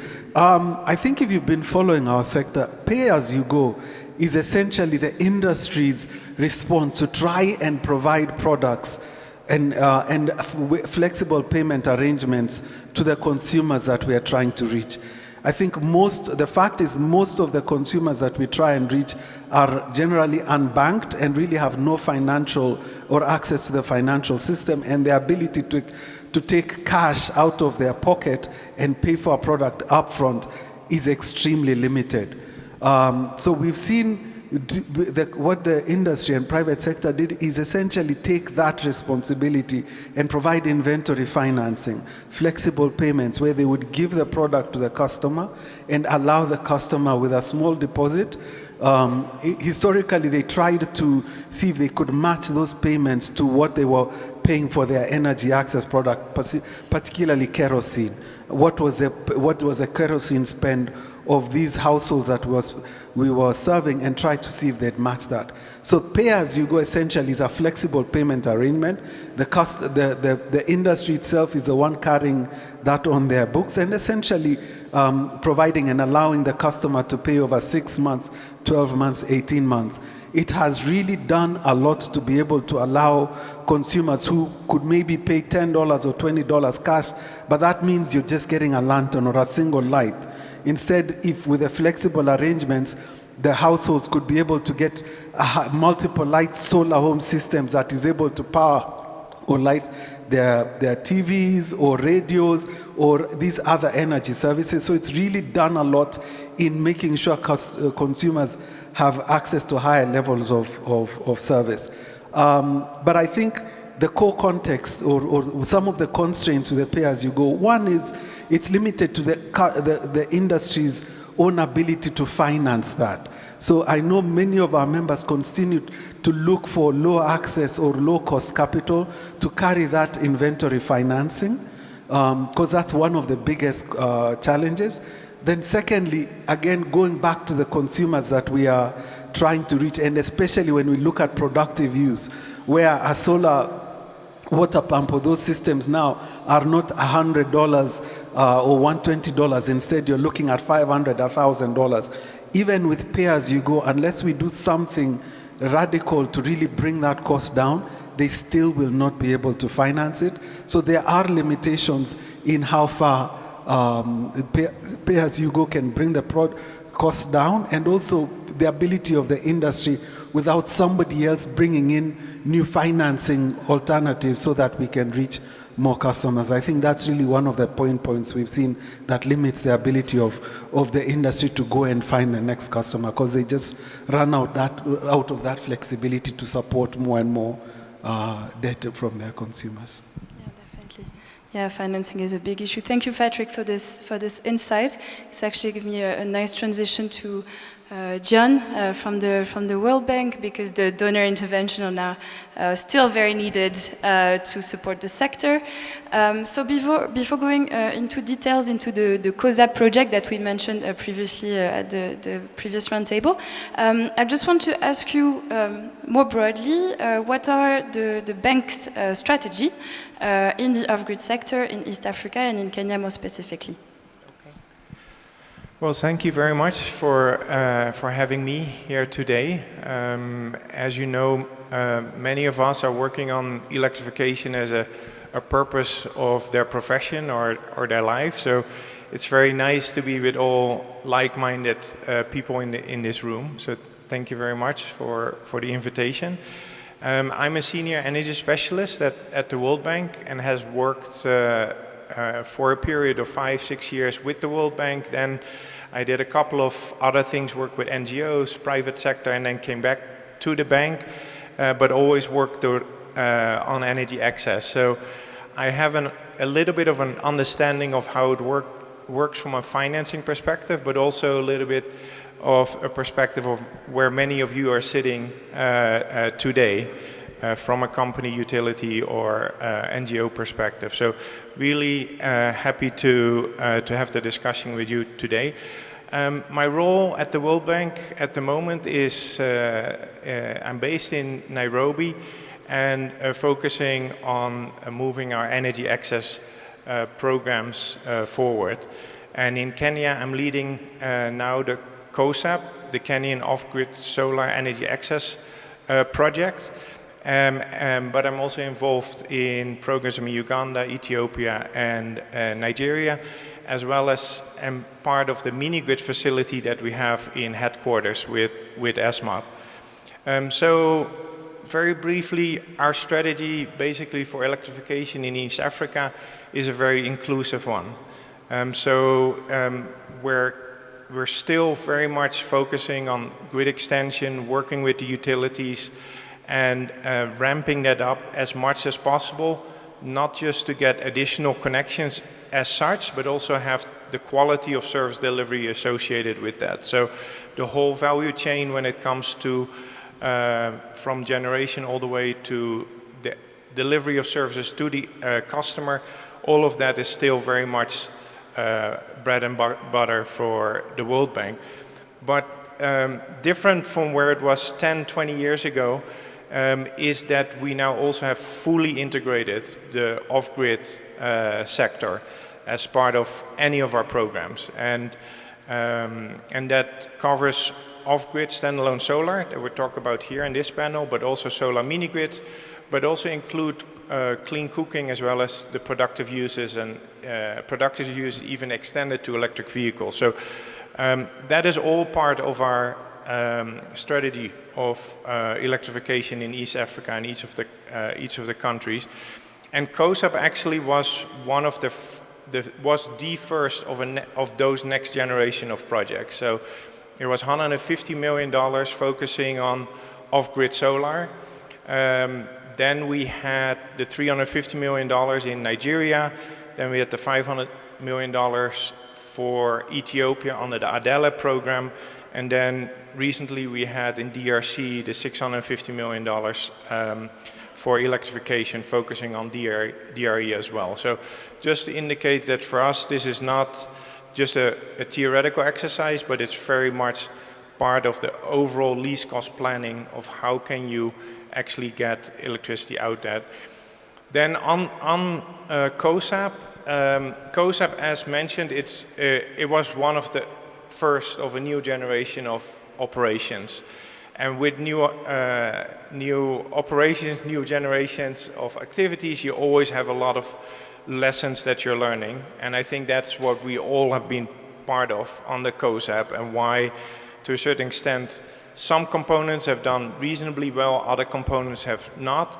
But we're now at a point in time that we're working with the government to restructure the program, to build on the elements that have worked well. And Patrick already mentioned the result-based financing on the component 2 has done reasonably well. We had now for the first time the government, the independent verification agency, the facilities manager, and the companies have gone through the full cycle of selling systems, submitting the associated claims for the RBFs, then have the whole verification and the sign-off by the governments, leading to disbursements. And last month was the first time that we actually dispersed the first tranche of the results-based financing to the companies. And we're now officially can say that on the COSAP we have 81,000 solar home systems supported by the program. Of course, the companies were ahead of the curve because result-based financing comes always after you have done everything. But we hope that with that, the pathway is now established to do more of the same faster. So we're trying to re-establish the trust on the COSAP with this RBF financing, and we're expanding that. So we're now looking into also opening that window for solar mini-grid connections, as well as to expand it to productive appliances, including two-wheeler electric vehicles. So the same principles apply. Private sector has the lead, but once you have delivered the services, then you get your results-based grant, basically the subsidy for you to advance either faster or deeper into the market. And last but not least, under the RBF, we also have the clean cook stove. So that is the change that we're trying to establish under component 2. And then with the mini-grids, we also learned there that please, for these kinds of programs, we all want to be big, and when we think big, it has to be complex. No, please, think the other way around. When you go bigger, go even simpler. It's not a very popular kind of message to share, but I think that's what we learned clearly on the COSAP. The mini-grid component was designed, we're going to include on the generation side, private sector, distribution side, we do it with KPLC, the end user, the customer management is done by the private sector on behalf of KPLC, and basically everything got stuck into the back and forth on how things would work out in reality. So that component is now being restructured, and hopefully the tender will go out next month for 137 mini-grids. One part with KPLC for 89 mini-grids, the remainder with REREC on a more traditional EPC and O&M basis. So we're very keen to invite many of the qualified companies. We heard already somebody talk this morning, but we're very keen to have good, strong companies who can bid on these portfolios as well. So that's maybe the introduction. One key question that I would have for the off-grid solar is that what you see with retail products, when they take off exponentially. And one thing that we're seeing, what I'm seeing personally from management from the bank, that because COVID, some of these curves got delayed, but then you're really off your targets, right? If you go from 10,000 to 100,000 to 1 million in 2 years, but your program is now delayed by 2 years, you're not reaching the million, but you're just at the 10,000. And now you need to explain that, and that's not very easy in institutions like the World Bank, big bureaucracies that basically thinks linear. Oh, if we just increase by 10%, then that's good enough. And with that, you only get resources for the 10% growth and not for the exponential growth. So that's something that I'm keen if others also have views on that. Thank you. Sorry. Thank you very much, Jan. I think that's a very good example of how a program, the donor can actually engage with the private sector and support the development of the sector. Speaking of private sector engagement, I will now turn to Philippe Robert. So can you maybe tell us, to start with, the activities of NG Energy Access in the region? Sure. Good morning, everyone. So I have a slide on that. Yes, thank you. So NG Energy Access, it's a subsidiary, 100% subsidiary of the NG Group, one of the leader of the energy transition in the world. And this company, it's quite recent because it's a company which was created in 2020, September 2020 exactly. This company is the result of the merger between 3 previous companies. In 2016, NG created actually from scratch NG Power Corner, specialized in the construction and the operation of mini-grids. The activities of NG Power Corner started in Tanzania, actually, with the first mini-grids there, set up there. And but also in Uganda, and there is in Uganda the biggest mini-grid ever built actually by NG. It's a mini-grid of 600 kilowatt. It's in Lolwe Island on the Lake Victoria, and it supplies actually the needs for electricity of the villages of the island, but also productive use like fish drying, ice production, drinking water production, etc., etc. So this is for the mini-grids. And in 2017 and in 2019, ENGIE wanted actually to accelerate its investments for access to energy in Africa and acquired 2 startups. In 2017, it was Phoenix International, an American startup specialized in very small kits for very rural populations, needy households actually. And in 2019, it's Mobisol, a German startup, which was acquired by ENGIE. So Mobisol was more specialized in high-end kits actually for more wealthy people and more peri-urban, in more peri-urban locations. And those so SHSs on both sides actually are payable by the pay-as-you-go model we discussed before. And those 3 companies, they merged into one in 2020, ENGIE and ENGIE Access. So now all the kits, the small ones and the bigger ones, are commercialized everywhere in the 9 countries where ENGIE and ENGIE Access operates.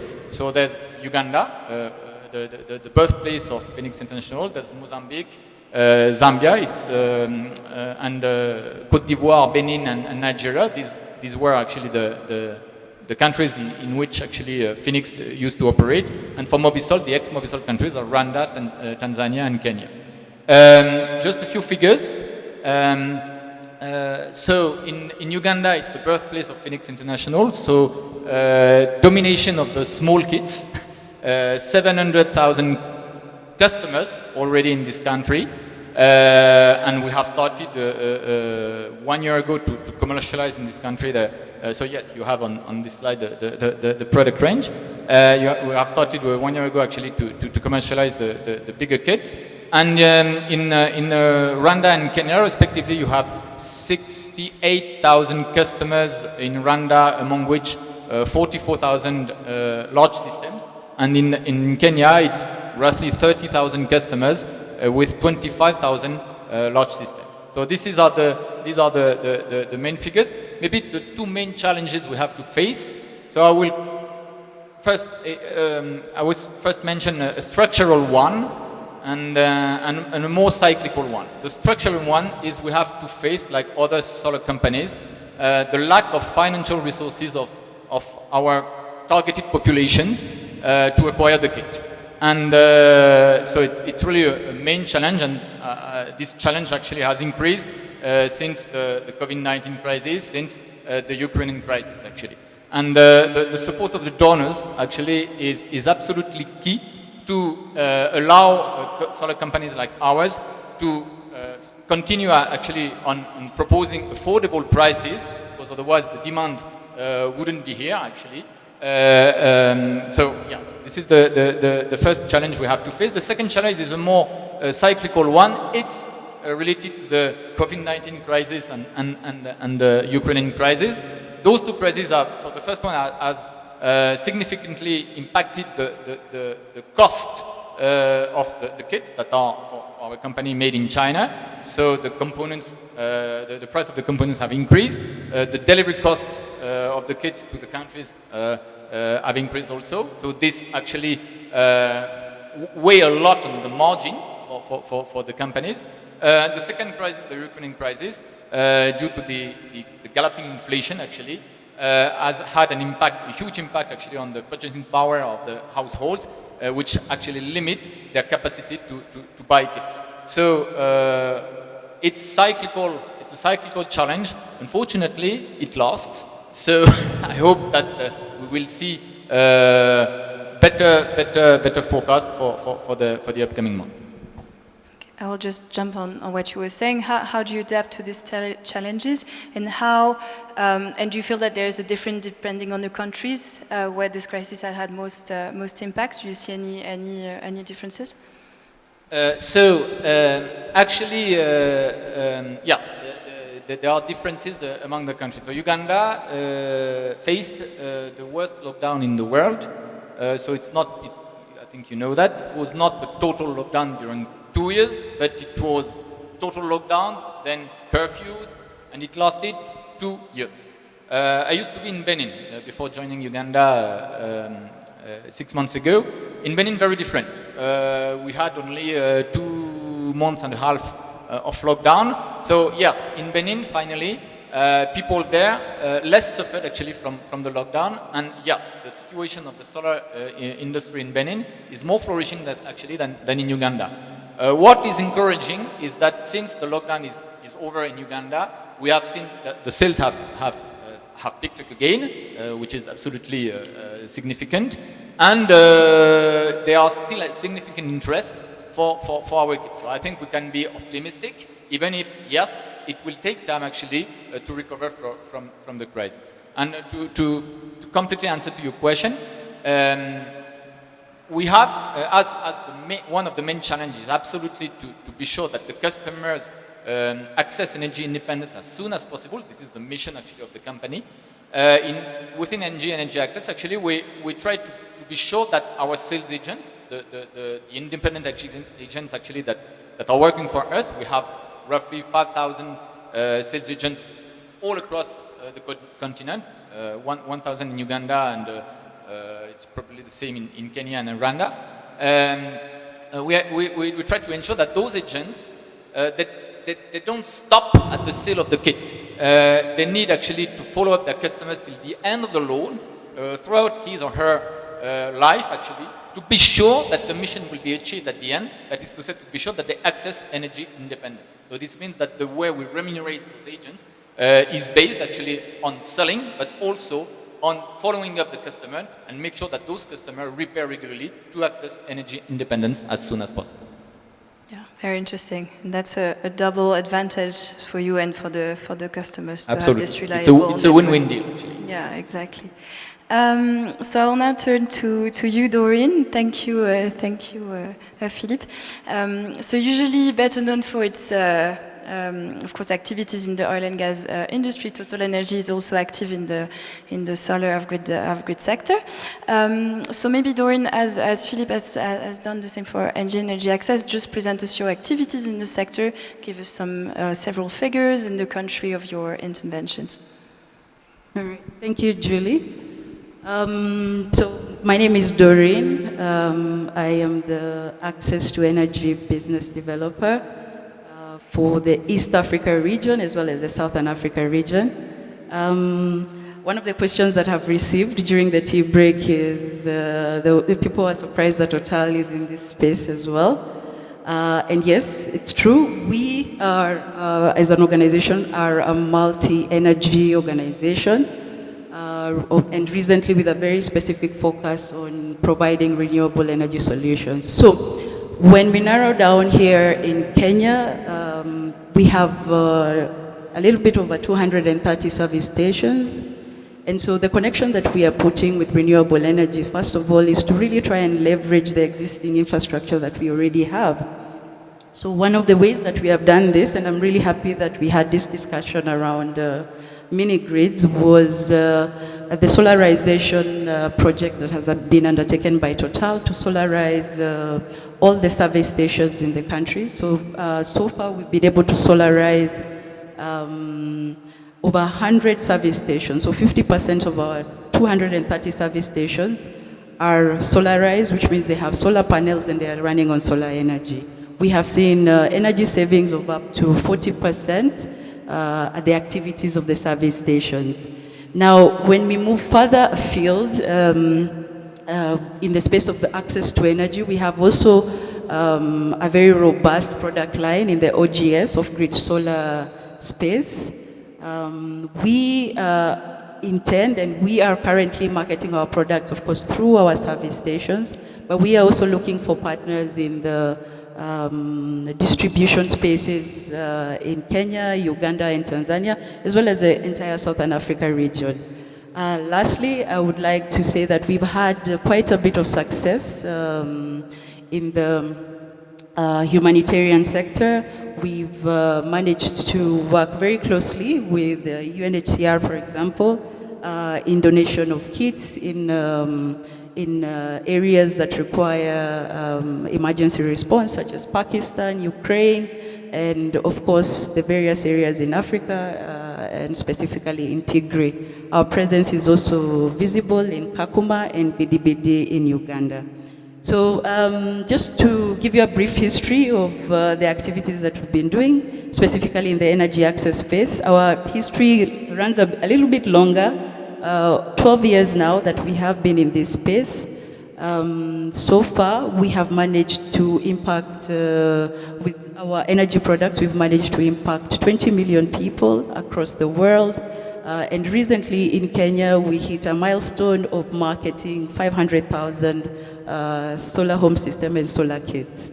Okay, so what you see on the screen there are some of our product lines. I don't know how many of you here in this room own a solar lantern, but if you do not, I encourage you to pass by any Total Energy service stations and grab yourself one. As a Christmas gift as well, these lamps make a very good Christmas gift, so we as well walk the talk, right? Yeah, so in terms of the challenges that we face, the challenges that we face as an industry is very common to what Philip has talked about as well. So we have seen quite a bit of challenge in the value chain, especially in terms of affordability. And remember, when we talk about energy access, we're really talking about reliability, consistency, and affordability, right? So one of the major challenges that we've seen is affordability, and especially for both the cash sales, cash outright sales, as well as pay-go systems. And our intention so far is to really look at flexible business models, and business models that are actually valuable throughout the supply chain and throughout the route to market. What we're talking about is to encourage affordability, profitability for our resellers, for our end users as well.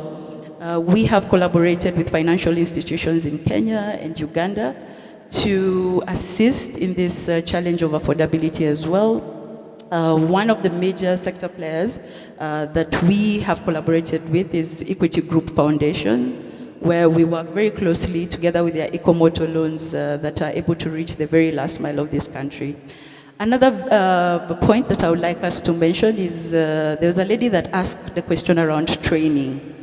So once we move these products to the ground, to the farthest reaches of the ground, and remember here we are saying that in the rural areas, here in the urban areas, connectivity is quite high, right? It's about 81%, according to the figures that I have from Lighting Global. But in rural areas, we have close to 50% lack of connectivity, right? So despite there being the grid, especially to public institutions such as schools and hospitals, we find that the communities surrounding the schools and hospitals are also cannot afford, do not have the means and capacity to get electricity to their homes, all right? So once we sort out the issue of the supply chain and the route to market and affordability, then the question then comes about of how do we handle points regarding repairability, installation of these solar home systems, and wastage, or what we call electronic waste. Okay, so I would like to encourage all of us as we look at accessibility, that we are also looking at the full 360-degree view of sustainability. How does, should we be held accountable on how we handle our e-waste? We have collaborated with We Center. This is an organization that is based here in Nairobi to collect from our service stations all the e-waste, and to encourage this, we've offered an incentive where you get some points that can be used to purchase groceries or other products once the e-waste is presented and weighed at the service station. So please, if you have e-waste, you can use our service station as a place where you can go and dispose this e-waste. Secondly, in terms of repairability, a lot of training and capacity building needs to be done to the very last mile to ensure that once our products are out there in the field, once our end users are using this product, are we able to replace batteries? Are we able to repair these batteries? I'll give you a very example. I'll give you an example. Recently, a home system that was sold in northern Kenya in Samburu developed some issues, okay? And so transporting that home system back to the nearest center, which is Isiolo, for it to be repaired is a huge transport cost. That's the first point. The second point, after repair, how do we get that product back? And then who repairs? Do we need to have a technician from urban centers to come and repair? Or is it possible for us to reimagine this value chain and train women and youth in this local community to do installation and repair? And in this way, really encourage building a business model that is robust and that is built around entrepreneurship and creating the greatest value. So I'll stop there for now. Thank you. Thank you, Doreen. I think that was a really good overview of your activities and the initiatives ongoing. Because I'm mindful of the time, I will now turn to Patrick because you opened this discussion, and I would like for you to maybe broaden the discussion into future perspective. So in your view, and regarding also the challenges that were mentioned by the private sector, what is in your view the future perspective for the sector in terms of financing, technology deploys? We touched a bit on that on your introductory speech, but if you have further thought on that, that would be a nice way to close before opening to the questions. Thank you for that. Thank you. I think you can hear me. I think that's a good question. First, the things that I think everybody is recognizing, you'll hear in different ways, this issue of affordability and what are we doing to make the products affordable and accessible to the customer, I think remains one of the things that will help drive what happens to the sector. But I think we do have some positive light here. I know he's mentioned some of the work that they're doing, but we also saw a recent announcement by the World Bank that they are increasing their investment into this energy access or energy portfolio by a significant percentage. And we've seen that there's potential to replicate the work that COSAP is doing in a few countries. I think Adele project in Ethiopia, I think there was some that was supposed to be rolled out in Uganda. I think Tanzania, which for a while was stagnant, seems to be opening up. So I think we should expect to see some projects or some sector support programs. But for me, the key question I would be asking, particularly the bank and the development partners, is to also look and learn about good programs that in the implementation need a lot of improvement. I think he's just mentioned, COSAP was launched, I think, in 2018. 5 years later, a project that has probably hit on, in what the companies are sold significant, but they've only rolled out the first reimbursement last month. How many companies can sustain that on their books? It's really hard. I know if you peek under the covers, there's been a lot of things, and some companies could not sustain that expectation that was not coming forth and pulled back. That's one. I think number two, we see this commitment from the governments, particularly in this region, on energy access, which is great. But I think I also want to point out some of the risks that really need to be managed, right? And I'll use what Doreen has just said, and we saw this in Kenya in 2021 with the VAT. So Total solarized its gas stations and has seen 40% savings. For us on the energy access, on the renewable side, we are like, yes, do more.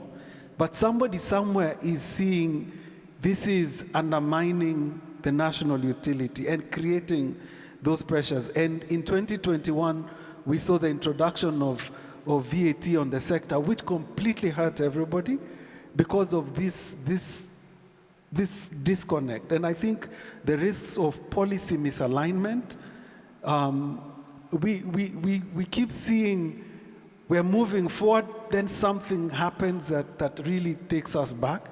And I think we all need to be aware and really push and really ask when there are these inconsistencies in the policy landscape between the policy framework and the implementation. I think, for example, here in Kenya, we still see that in the application of the VAT exemptions. And recently in Ethiopia, we saw VAT, the exemptions, VAT went up on products a little bit, not just a little bit, went up, I think, 14%. But so we still see we've got the right formula, but something still happens, and we need to get rid of that but so that we can really fulfill the potential. And then the global, I think they've touched on it. The global economy, prices have gone up. I know lead times, companies are telling us they used to be able to order something, they don't have to pay up front, or they pay and within 90 days they have it. Now it is, you pay up front, you're lucky 6 months, it could be much longer.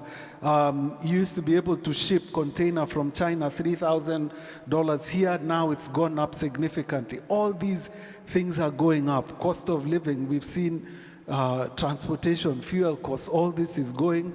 And for us as a sector, serving those who are off-grid, how do we keep affordability when everything else is raising costs up? Thank you. Thank you. Thank you very much for this concluding remarks. Very helpful. I think we'll now open the floor for questions. There will be a mic circulating in the room. There are one there, another one here. Here and there.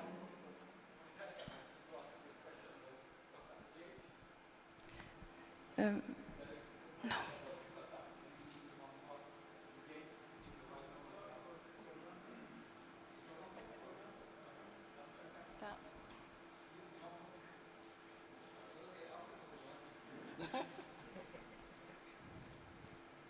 Thank you very much. I think the question I had asked about cost up was very well answered by Excel, the gentleman from World Bank. Maybe I could just ask the question in terms of cost reduction. You have mentioned the importation. I think that's the main source of the equipment. And I'm just thinking, is there any way you could maybe also we could encourage more local production, perhaps also that has to be a government policy with the production linked in incentives and so on.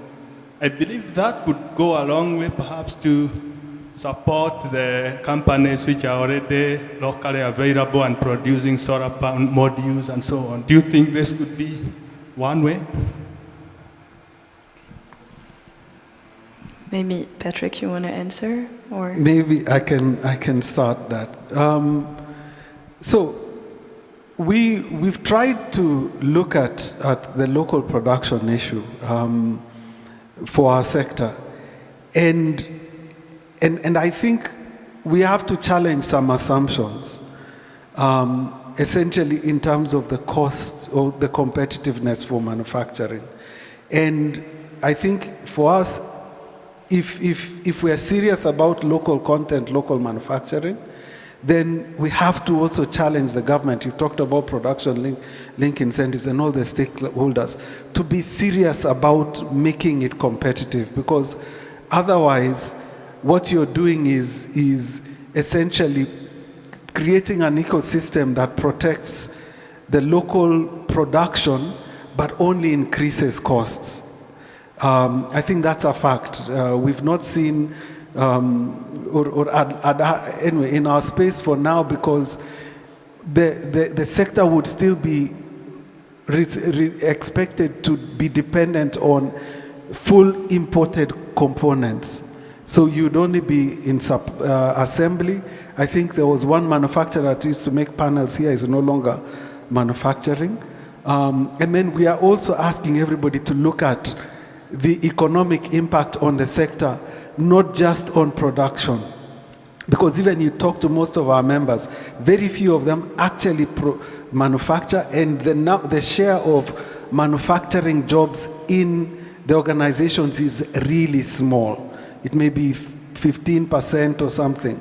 So in terms of your economic impact, bringing in manufacturing will have a very small impact on the local content, the local impact, economic impact. It's all the other jobs across the supply chain, from the services, the sales and support, the supply chain. And if you look, and we've done these studies, and you look at the tail of where all the jobs that are supposed to be created in the off-grid space, I think the number was about 2 million, but the number in manufacturing was a few 100,000. All the rest are elsewhere. So I think let's keep an eye on the big picture. And then if you look at local manufacturing, then I would say not look at a barrier-based approach, but take seriously what you need to do to make manufacturing and assembly competitive. Otherwise, all you do is raise the cost. You don't get the impact you're looking for. Maybe Philip or Doreen, you want to react to the question of local content?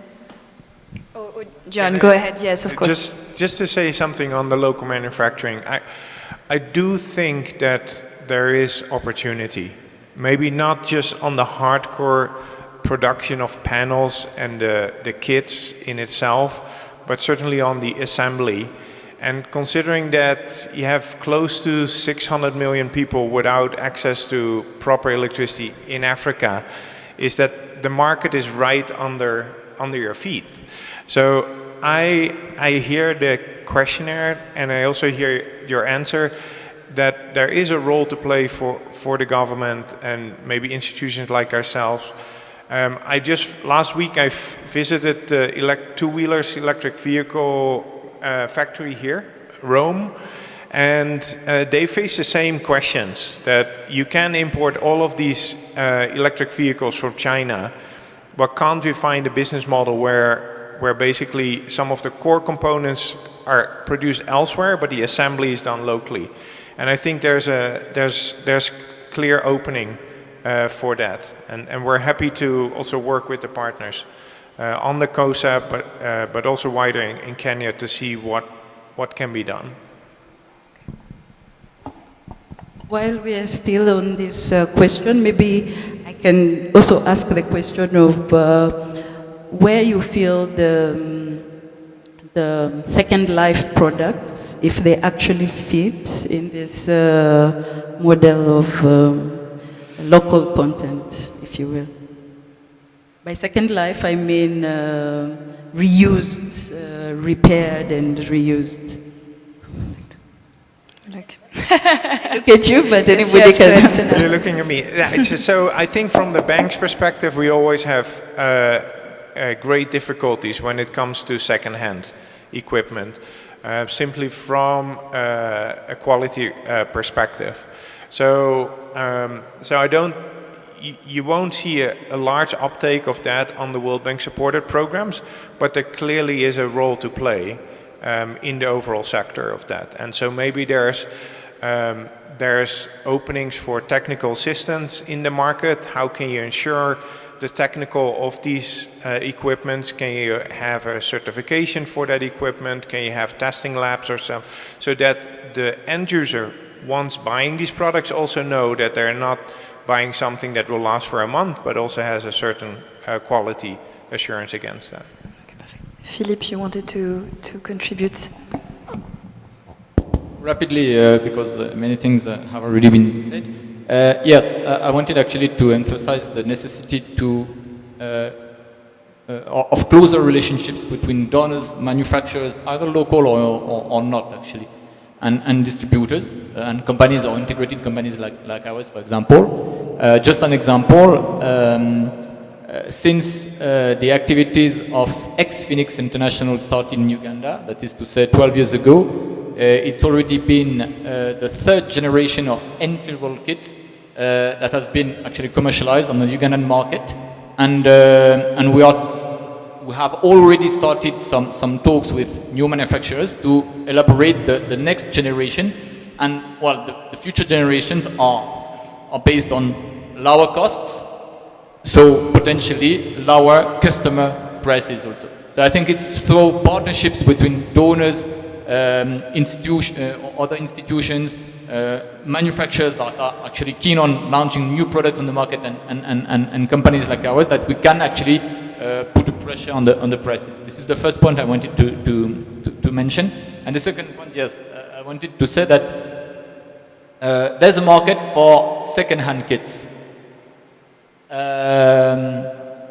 We perfectly know that all the customers won't be able actually to go, unfortunately, till the end of the loan. So what we do, we repossess some kits if some customers are not able actually at one time to repay, and those kits we repossess, we refurbish them, and actually we put them again on the market at a second-hand price actually.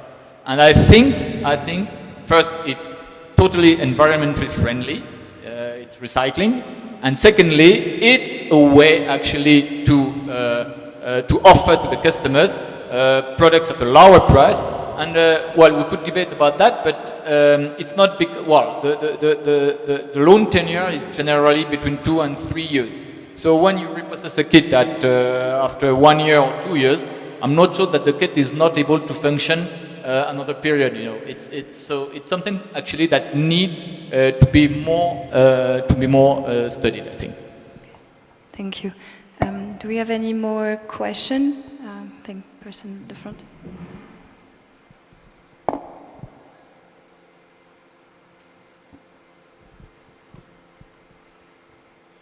Hi everyone, my name is Charlene from Ashden. My question is to Patrick or John. I know we've talked about affordability of solar products, and it's mainly linked to maybe challenges in the manufacturing sector in Kenya. But my question is on the policy. Is it that do you think probably there are policy gaps, or probably what could be the problem in terms of the policies, in terms of manufacturing? Because I think when you talk about manufacturing, I think there's a direct link to policymakers, policies, and generally the understanding of what could be the benefit of investing in manufacturing when it comes to renewable energy technologies. So the question is on, do you think there are policy gaps actually in this sector? It was to Patrick or John, I don't know who wants to answer first. Maybe I can start. I think there are some policy gaps, but I think there's also some structural gaps. We just published a report as Gogla looking at the readiness for manufacturing for our sector in India, and this was as a comparative to what they have in China, because India seems to have come quite a bit.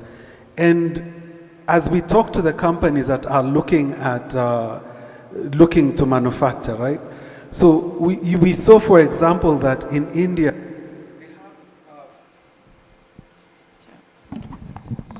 thank you. Sorry, I was saying India has quite a strong heritage, for example, in manufacturing things like inverters, and now are one of the most competitive in the design and the production of inverters, which are one of the components that you would have in a energy system.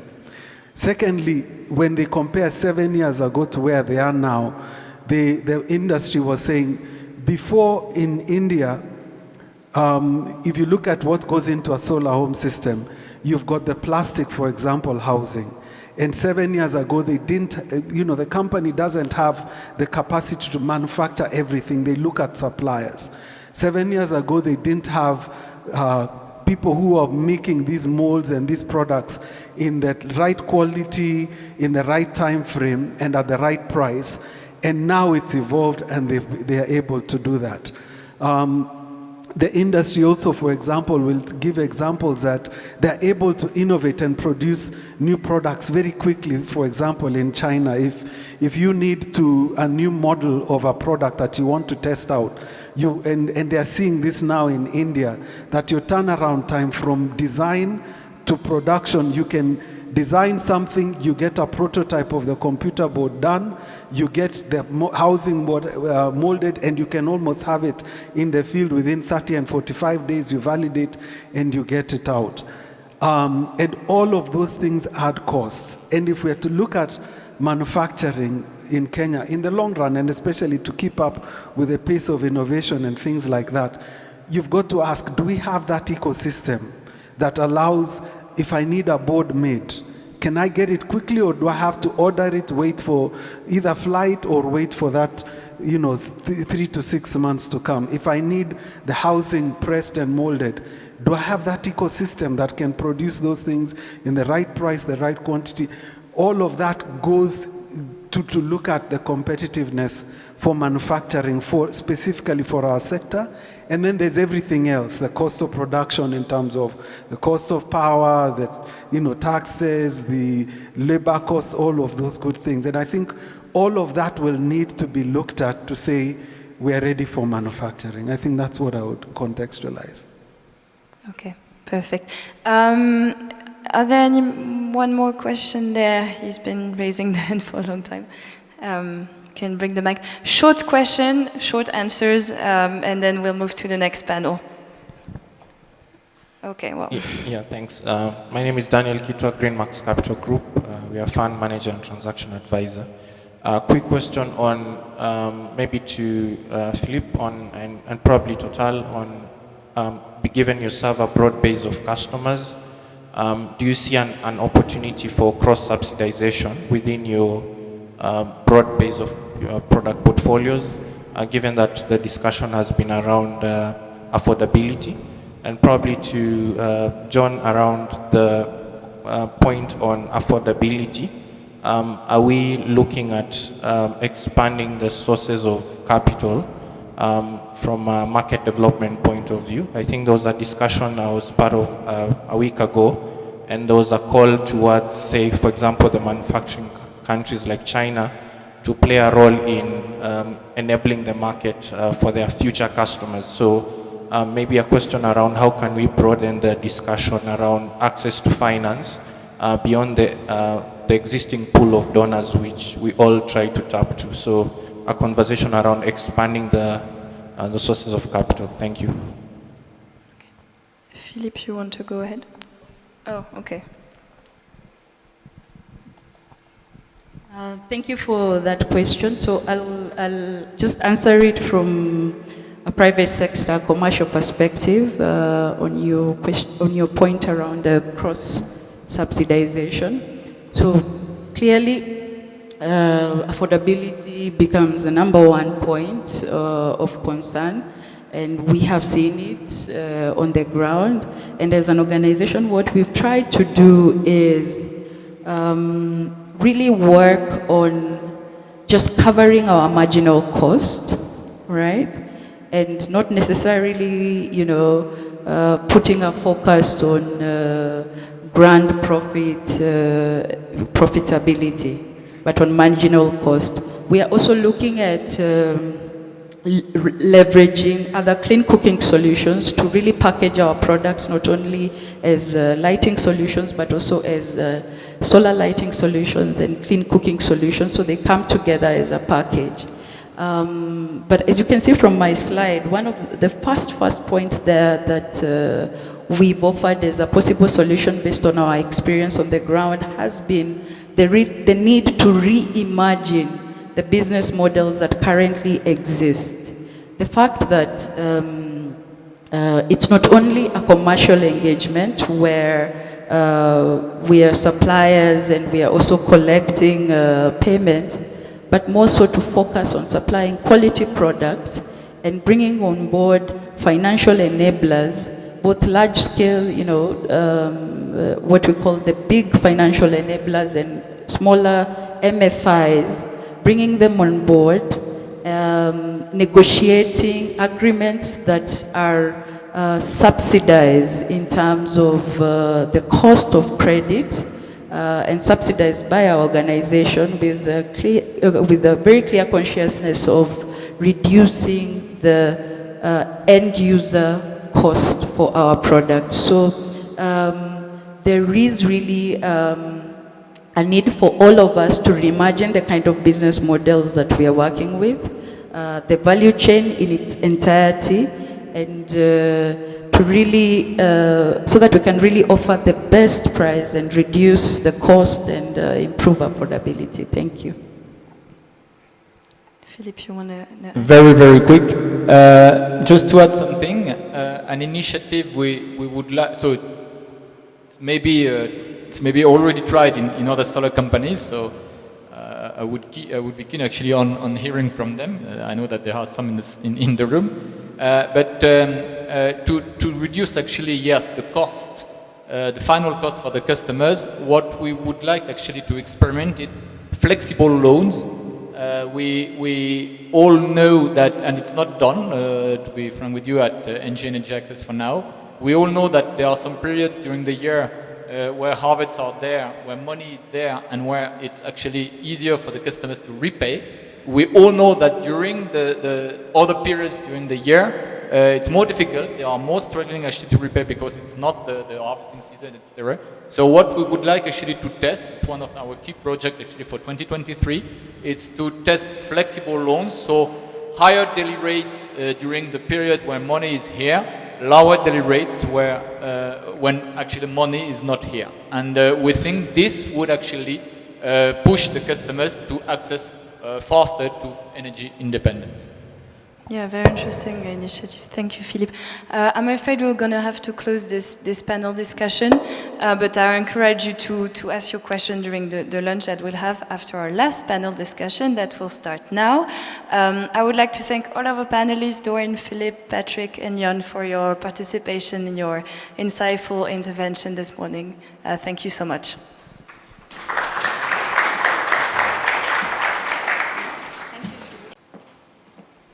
Okay, so good morning, ladies and gentlemen. I hope you still have a lot of energy to listen and participate to this last panel discussion of this seminar. So my name is Laure Pogam.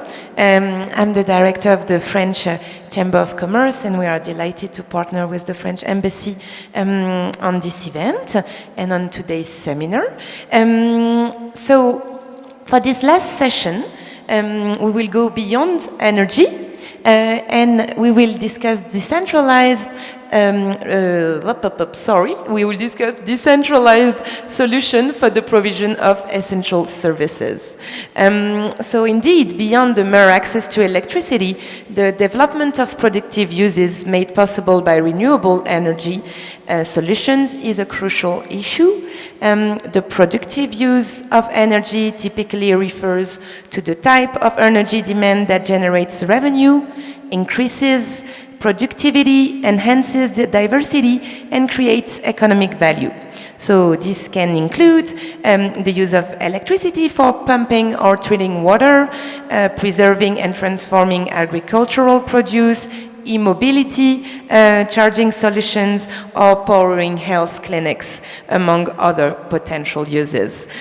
So these technologies have gained momentum over the past few years, not only because they contribute to improving access to energy, but because they also play an essential role in harnessing clean energy to improve incomes, build climate resilience, reduce reliance on fossil fuels, and make decentralized energy solutions more financially viable.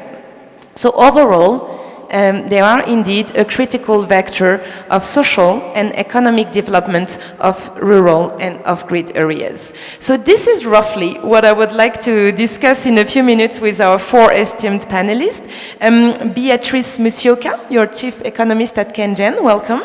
Jason Gra, your CEO at Stimaboda, welcome also. Welcome to Dennis Kayak, country manager at EDF, and Bradford Mene, wash engineer at Kenya Red Cross Society. So this last panel aims at giving concrete examples and showcase best practices in terms of productive uses. So for the panelists, please don't hesitate to interrupt yourselves or comment on each other answers and share your comments. So as you know, we are running a little behind schedule, so thank you in advance for being reasonable in the timing of your answers, because indeed you can interrupt me anytime, but I would rather not interrupt you before of time. So thanks a lot, and let's start the discussion. So I would like to start with you, Bradford, and with Kenya Red Cross Society. So in my my short introduction speech, I've just mentioned that productive uses are a critical vector of social and economic development of rural and off-grid areas. So what are, in your views, the benefits of productive use of energy in the water sector in the context of Kenya Red Cross intervention? Do you have any ongoing projects that link access to water and sanitation with the provision of energy? Thank you. Is it still good morning or afternoon? I think it's still morning. My name is Bradford. I'm working with the Kenya Red Cross. I'm a wash engineer. So we do concur that we do concur that the relationship between access to energy and economical development, and the use of energy triggering economical development through enhanced income generating capacities in the community. And energy and water are directly connected in that energy is required to make water resources available for human consumption. And some of these uses include, but not limited to, treatment of water, transmission of this water, and also irrigation. So the benefits include enhanced access to clean and safe water for livestock, and also livestock asset preservation. Improved productivity and growing of crops off rain season through irrigation. So for Kenya Red Cross, we have a number of projects that require power for water abstraction, transmission, and treatment. So under abstraction, transmission for either underground or surface water, we have three main sources of energy that we usually adopt. One of them is grid power, genset, where we use fuel for the genset, and also solar power. So initially, the community depended mainly on genset power, since the projects that we usually implement are in quite remote areas where we have limited grid power connection. But currently, with the increased availability or increased technology in solar, we have shifted to solarizing most of our systems and making the project sustainable, and in terms of reducing the cost of production and also the maintenance. This has also gone a long way in making the projects environmentally friendly within the community. Thank you. So I can see, Bradford, that there are a few projects that you wanted to share with you. Would you like maybe, before I will jump to my next question, would you like to comment maybe on this project? Yes, this is one of our project is in Lamu County. It's a place called Moa. In this particular community, we did some boreholes and we solarized them. And this system is serving approximately 3,500 households. And also this other one is a reverse osmosis system. It's a desalination plant, and also in Lamu County, serving approximately 8,000 households. And the system is producing 5 cubic meters, that's 5,000 liters per hour. And maybe if you just go back to that desalination plant for this one, The community in this particular island is within Pate Island, and the community basically depend on desalination plants, and it's quite challenging because you find that the plants also require a lot of energy to be able to produce water. And apart from desalination, they have water tracking, but it's usually very costly because per 20-liter jerrycan, it goes for about 100 shillings per 20-liter jerrycan. But with the reverse osmosis put in place, we can be able to regulate that to give the community members water at a cost of 20 shillings per 20-liter jerrycan. So, but the only challenge is that we have the cost, the energy cost that we incur is slightly high because of the pumps and the motors that we are using. So currently we're also trying to solarize that system, though cost is a little bit high, as we initially said that the solar items are, the costs are a little bit high. So this also is another project that we did in Kulan. So the community here, we did a borehole and we solarized it, and we are distributing water through drip lines. And the community at Kulan currently are enjoying this facility, and they can be able to produce crops off season, or rather during the dry season by means of irrigation. Yeah. So, of course, we couldn't have the Kenya Red Cross Society in this panel without referring to the current context, which is the dramatic drought affecting Kenya. So, considering this dramatic situation, Bradford, what do you see as the most urgent needs that could be addressed to decentralized energy? Maybe if you could elaborate a little bit on the drought and its consequences, and what would be the specific needs that you identify within this context. You already mentioned solarization, water treatment solutions, but maybe there are more. Okay, yeah, well, with the current ongoing drought, we find that communities are really having a rough time getting access to water, and one of the things that we are trying to do is to solarize the boreholes that are currently existing, because most of them, as I said initially, they are located in remote areas with little or no grid connection. So you find that the limited or the only existing ones, they are genset powered. So getting fuel to those areas is a little bit hard, and also the cost of fuel also has gone high. Another big challenge is that you find that when you're running systems using genset or generators, you find that the cost of also maintenance is high because we have a lot of frequent breakdowns. And so with the current drought, access of water is a challenge with the many water pans and boreholes actually running dry.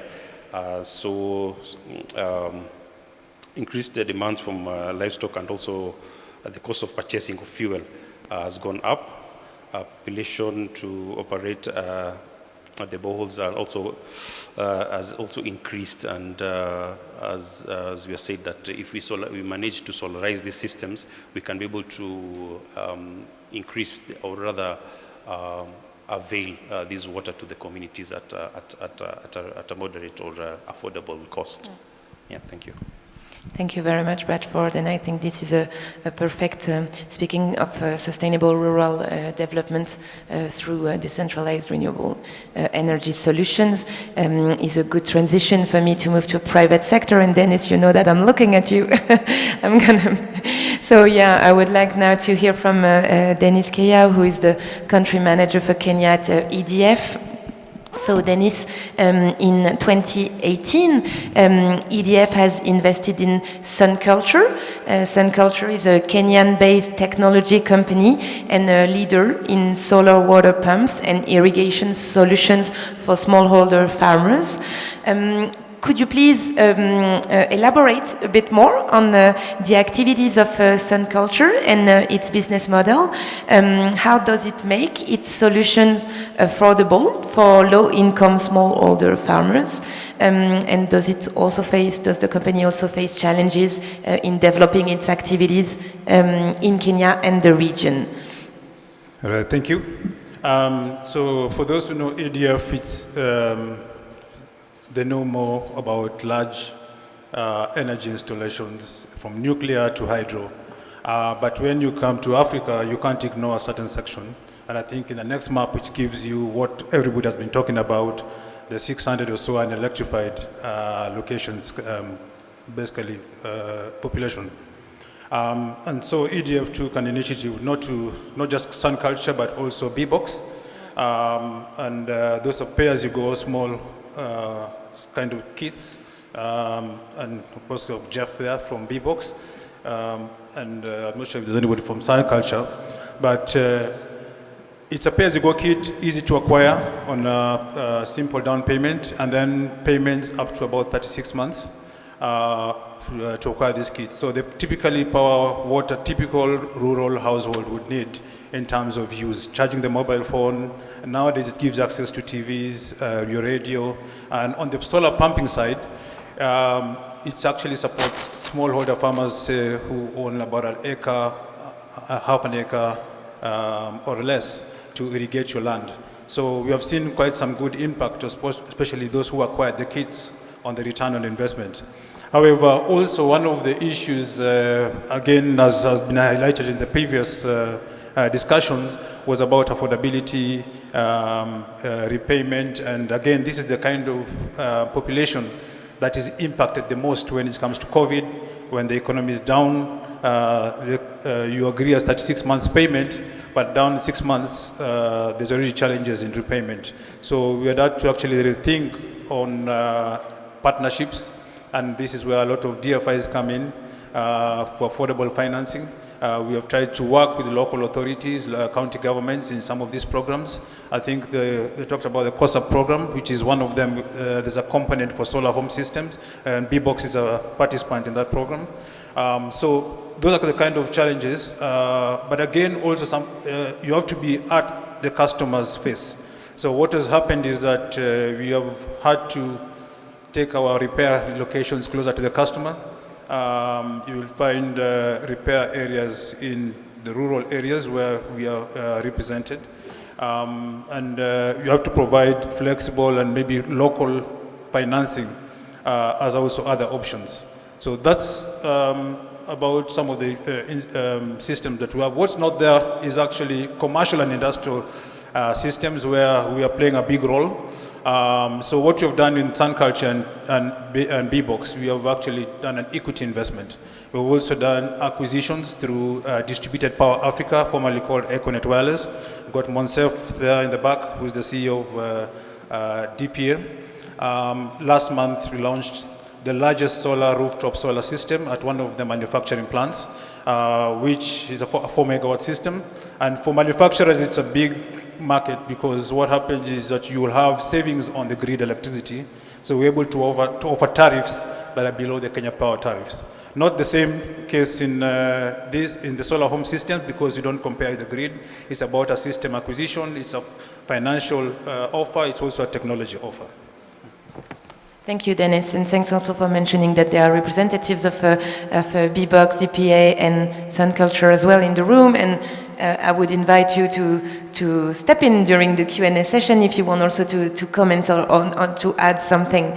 But speaking more generally, Dennis, so EDF is known worldwide as a major electricity utility company, and over the years you have diversified your activities, operating in different branches of the energy sector around the world. So if we project ourselves a bit in the long term, and if we anchor ourselves within the East Africa region, what is your strategy in the off-grid sector?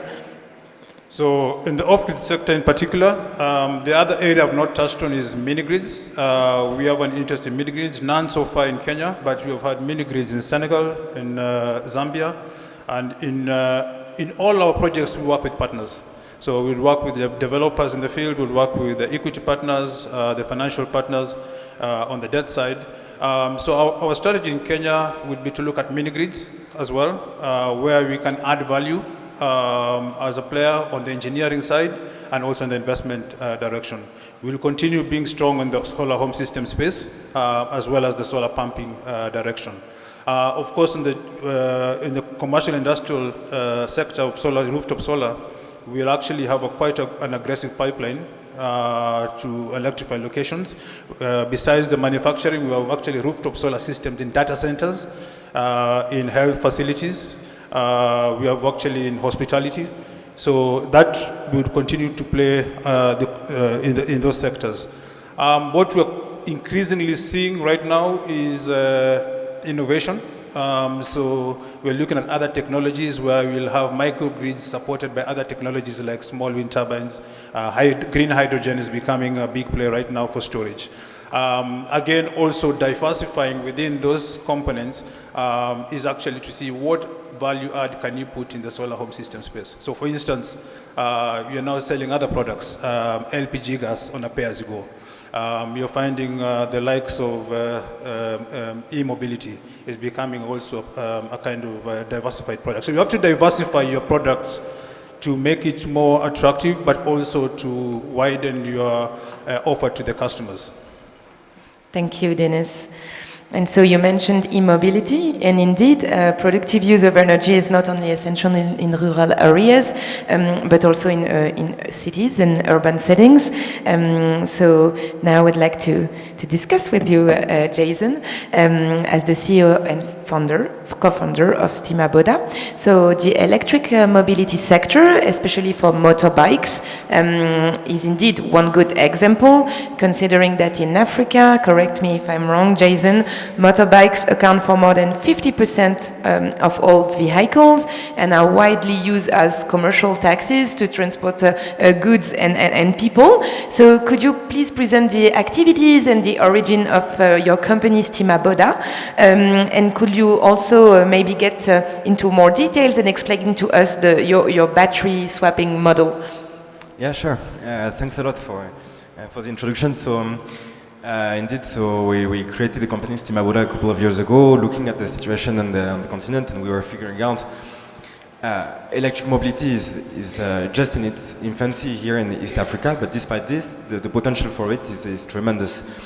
You mentioned motor taxis is essential to the transportation, and specifically here in Kenya. When you look at the numbers, 1.5 million of riders are driving 12 hours per day, taking risk on the road for us to have in these kind of meetings. But despite this, they don't make much of a living because whatever they get paid ends up into fuel and maintenance expenses. And fuel, we have seen over the last couple of years that over the last 2 years it has increased by almost 100%. So the tension on these riders is very important. So electric mobility is a solution to that, and that's what we wanted to work on with the riders here in Kenya. With switching to electric mobility, you have social and economic impact because you're able to support them to reduce the expenses in fuel and maintenance. But also you have like a very interesting environmental impact because, and specifically here in Kenya, 90% of the grid is renewable, so you can decrease the emissions of CO2 of these motor taxis by almost a factor 10. So this is tremendous. This is radical change for the riders. So coming to the implementation, it's not so easy, and indeed there is a need for, you can't have plug-and-play solutions. That's one clear thing. So one component is of course an electric motorcycle, so that's what we are working on. We give riders access to electric motorcycles that are robust, tailored for this market of intensive users, at a comparable price with petrol motorbike. That's the first point. And the second point is infrastructure. And this one is critical, because if you give an electric motorcycle to a rider and tell him use it to do your daily drive, but you can't do 150 kilometers as you usually do with petrol motorcycles, it doesn't work. People will tell you, no, I prefer keeping my petrol bike. So you have to switch also in this perspective of infrastructure, and that's what we are doing at Stima Boda. That's the core of our activity. In the end, it's setting up battery swapping services. So battery swapping service is very simple. Riders come to our stations in the city and exchange an empty battery, buy a full battery in 1 minute. They pay a fee for that remains much cheaper compared to fuel, but they have no charging time, no range anxiety. they don't pay the upfront cost of the batteries because we take care of it, and we're able to even provide unlimited warranty on the batteries because it is our asset. So we eliminate really like all constraints related to electric mobility. And doing that, a rider here in Kenya was talking about radical change. He can increase his net income by almost 50%, doing the exact same job, driving the exact same hours on the ground. It's as if I was telling to any of us, like, let's change a pen and then we get an increase of salary by 50%. That's pretty nice. So that's the idea of it. So in a couple of words. Okay, thanks for this quite synthetic. So the e-mobility sector is still a niche in East Africa and in the continent, more generally speaking. So according to you, Jason, what are some of the challenges, whether regarding the supply chain, whether regarding the tax or the financing or the regulatory framework that Stima Boda is facing? I would say that's more or less the same thing as in many new businesses that are setting up. First thing that we have to achieve is bringing this product on the market and moving towards the consumer adoption. Because even if you go see motor taxi riders and tell him you will save a lot of money, there is still like a psychological bias, which is like it's difficult to make the change. So that's where we are at. On the continent, there is over the last couple of years, almost like 50 companies that set up electric mobility businesses. So it means the growth of the private sector on this aspect has been tremendous over the last 2 years. The private sector starts to really embrace it also when you look at like purely businesses, ride-hailing companies to press release related to that. Also asset financing companies, fuel stations companies are getting into the field. Big energy infrastructure companies are getting into the field. So on the side of the businesses, we clearly see that people embraces the sector, but still we have like to do something on the side of the customer, because it remains at some point like a B2C business, a customer business. So lifting and offsetting this bias can be done by working with the government. Actually, that's one thing that we do. There is a lot of work that is done, notably in Kenya, to change the regulation towards a very good incentive for electric mobility. We have heard, I think everyone has heard of Ruto that was saying he was like pushing for electric motor taxis also in the country. So things are moving on this side. And that will help definitely the adoption also by the end consumer. This is exactly what I wanted. What my last question was to you. Also, I'm not denying the challenges that you face. I think it's also important that we focus on the opportunities, whether market opportunities or partnership opportunities. So indeed, in the past few months, you have concluded a number of partnerships. One with One Electric, a manufacturer of electric motorcycle in India, and more recently with Mogo Kenya and Bolt Food. So how will this partnership support your expansion in Kenya? And what are your future ambitions for development? What will you tell me if we meet again on this stage in 1 year? So indeed, the three main partnerships that we have on our side, and there are a couple of more that will come in the coming weeks, are like an electric motorcycle manufacturer. This is critical. We need robust products to deliver to the riders, and I was saying no plug-and-play solution can fit.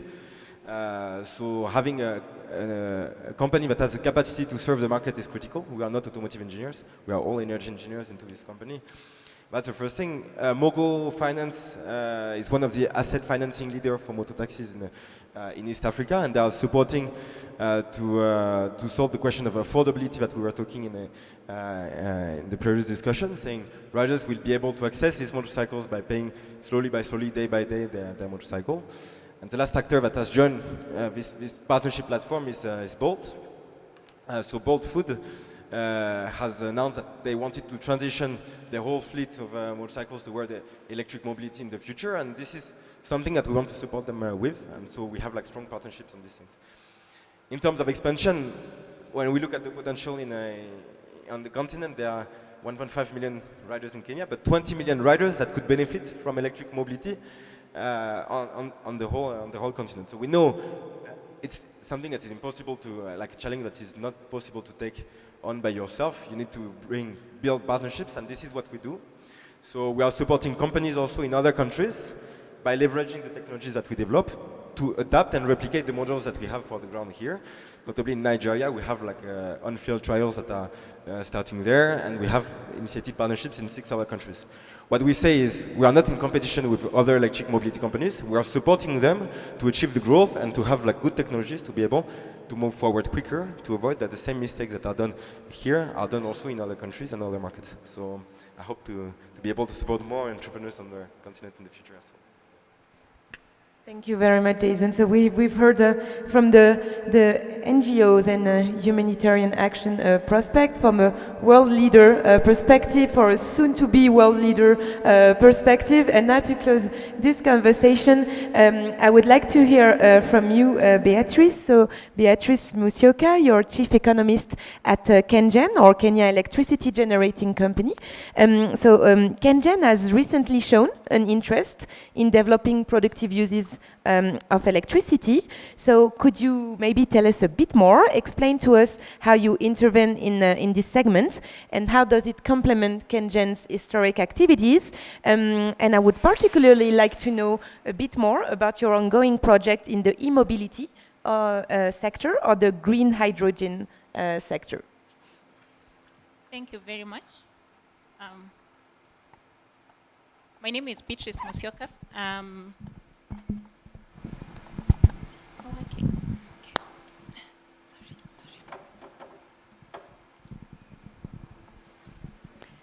Yeah, my name is Beatrice Musyoka from KenGen. I'm an economist and PPP officer, public-private partnerships. So as we all know, Kenya, we are lucky because we have abundance of renewable energies. And as you can see from the screen, we have almost 90% generation from green sources, that is geothermal, hydro, wind, solar. Yeah, and this has really enabled us reduce the fossil fuels. And as a company in KenGen, we have our geothermal-led strategy, which has really contributed to this.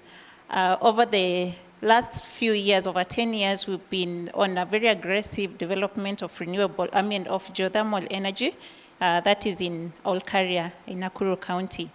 And what we see from here is that, what we are able to learn from the energy sector is that some of the challenges we are having is that growth of demand is not in line with the growth in supply. So as a company, we are really trying to see how we can come up with initiatives that can assist in the growth of demand while we are still within our mandate. And some of the projects that are coming on board are electric vehicle projects like energy parks. Those are some of the initiatives that KenGen is having in terms of looking at the demand side of it while we are still within our mandate.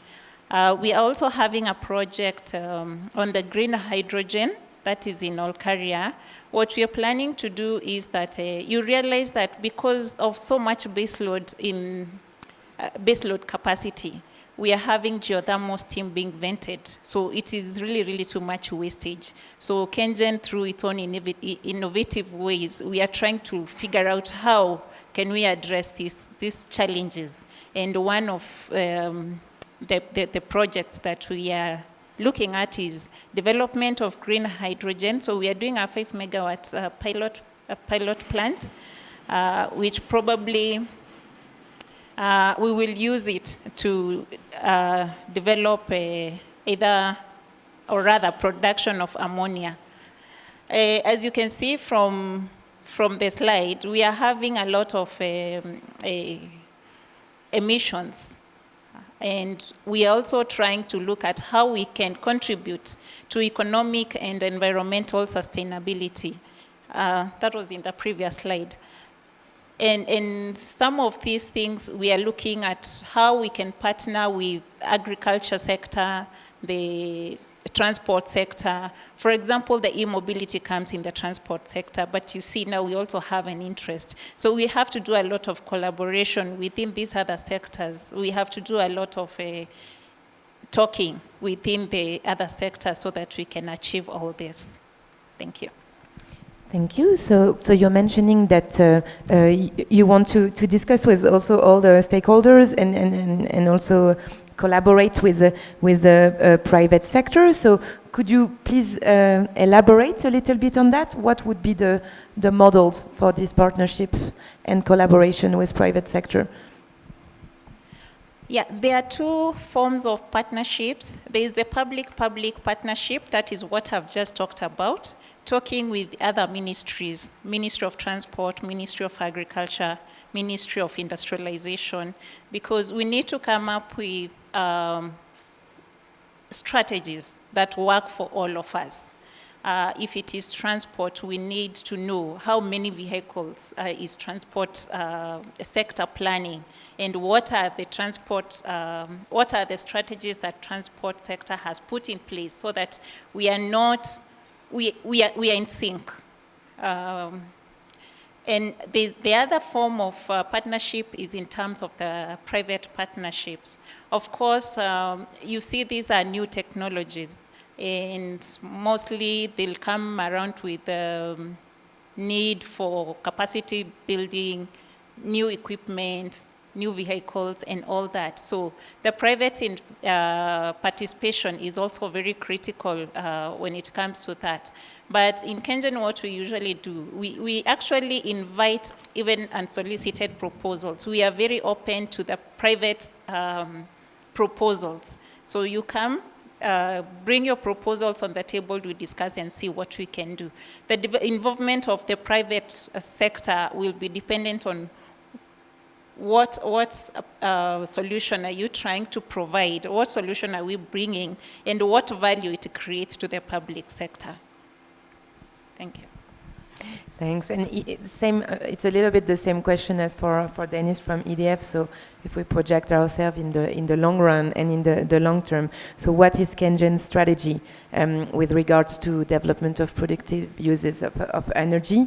And what you mentioned, two sectors, hydrogen and green hydrogen and e-mobility, but what would be the other or main sectors and technologies targeted within your long run strategic plan? Okay, we have several projects. In addition to the electric vehicles and the green hydrogen, I mentioned about the energy park, which is in Olkaria. We are already at the feasibility stage. We've also collaborated with, we have another project which is development of a pumped storage, hydro-pumped storage, and we've already done a pre-feasibility study, which was done by my friend here, EDF. We are looking at ways of proceeding to feasibility stage, and some of the things that we are really, really keen on, and which are going to unlock some of these many projects that are on the pipeline, is financing. Someone talked about cheap financing or flexible financing. I think that is one of the biggest challenges we are having. And also we have the issues of taxation and all that. And during the previous discussion, I think we also had someone talking about the local manufacturing to reduce the cost of equipment. And as a company, one of the initiatives that we also tried to look at is, for example, we have a plan to develop or to establish solar panel manufacturing plants. So those are some of the initiatives and strategies that KenGen is having towards achieving its objectives while actually reducing the cost of power and also making sure that we are contributing towards economic development and environmental sustainability. Question to you, Dennis, because we just Beatrice, you just mentioned the critical issue of financing. Since 5 years, EDF has been particularly involved in supporting African SMEs and startups in the energy sectors, notably through the program EDF Props Africa. So could you tell us a bit more about this project, its framework, and how do you support the companies that win the awards, Props Africa? And what we all want to know is, will it be organized again in the years to come? Okay, thank you. Steve, you had one. Yeah, on stage you had one of the participants, so the last was Africa, Steve Mabola. That was the 4th edition of Pulse Africa, but the first one to be held in Kenya.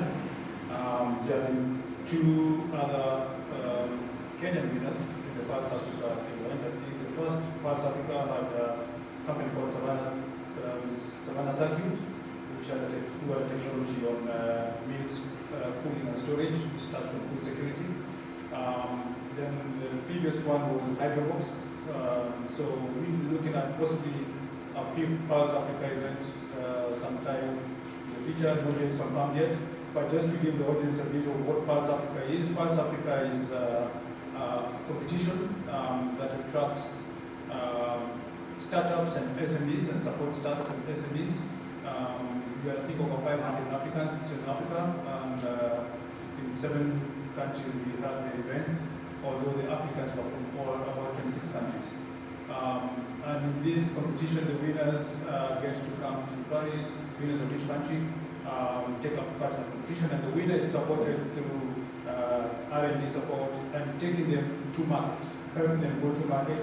To be successful, they're put in a middle of experts who support them across various areas, including financial services, including scaling up. So it will take place again. So stay in touch and watch out, and keep you posted on the next one. But it's an event that appreciates innovation, and as I said, 2 of the 4 first winners were from Kenya, which kind of showcases the innovation available in the market. Okay, so indeed we will follow up. So thanks a lot to the 4 of you for sharing interesting perspectives and opportunities for partnerships. So I would now like to open the floor for comments or questions from the room.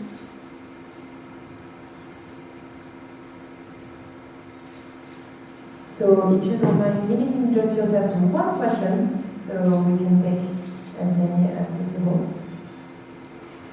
Yes, thank you. I am Godoric Réage, working for Silicon.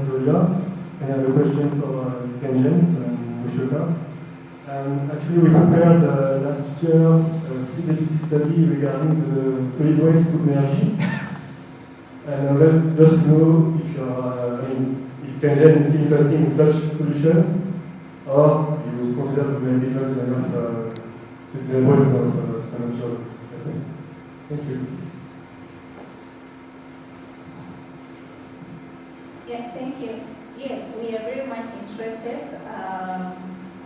What we are doing currently, we are seeking approvals. As you know, we had a change of government recently, and we have a new governor in Nairobi County. So we are actually following up on the approvals, which I believe is still on course. Yeah, thank you.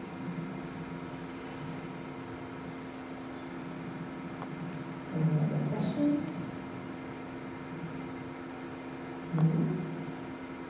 Well, if there are no other questions, I'm speaking very slowly to give you the opportunity to ask a question. Well, if there are no other questions, I think we are coming to an end of this seminar on decentralized renewable energy solutions for an inclusive and sustainable development in East Africa.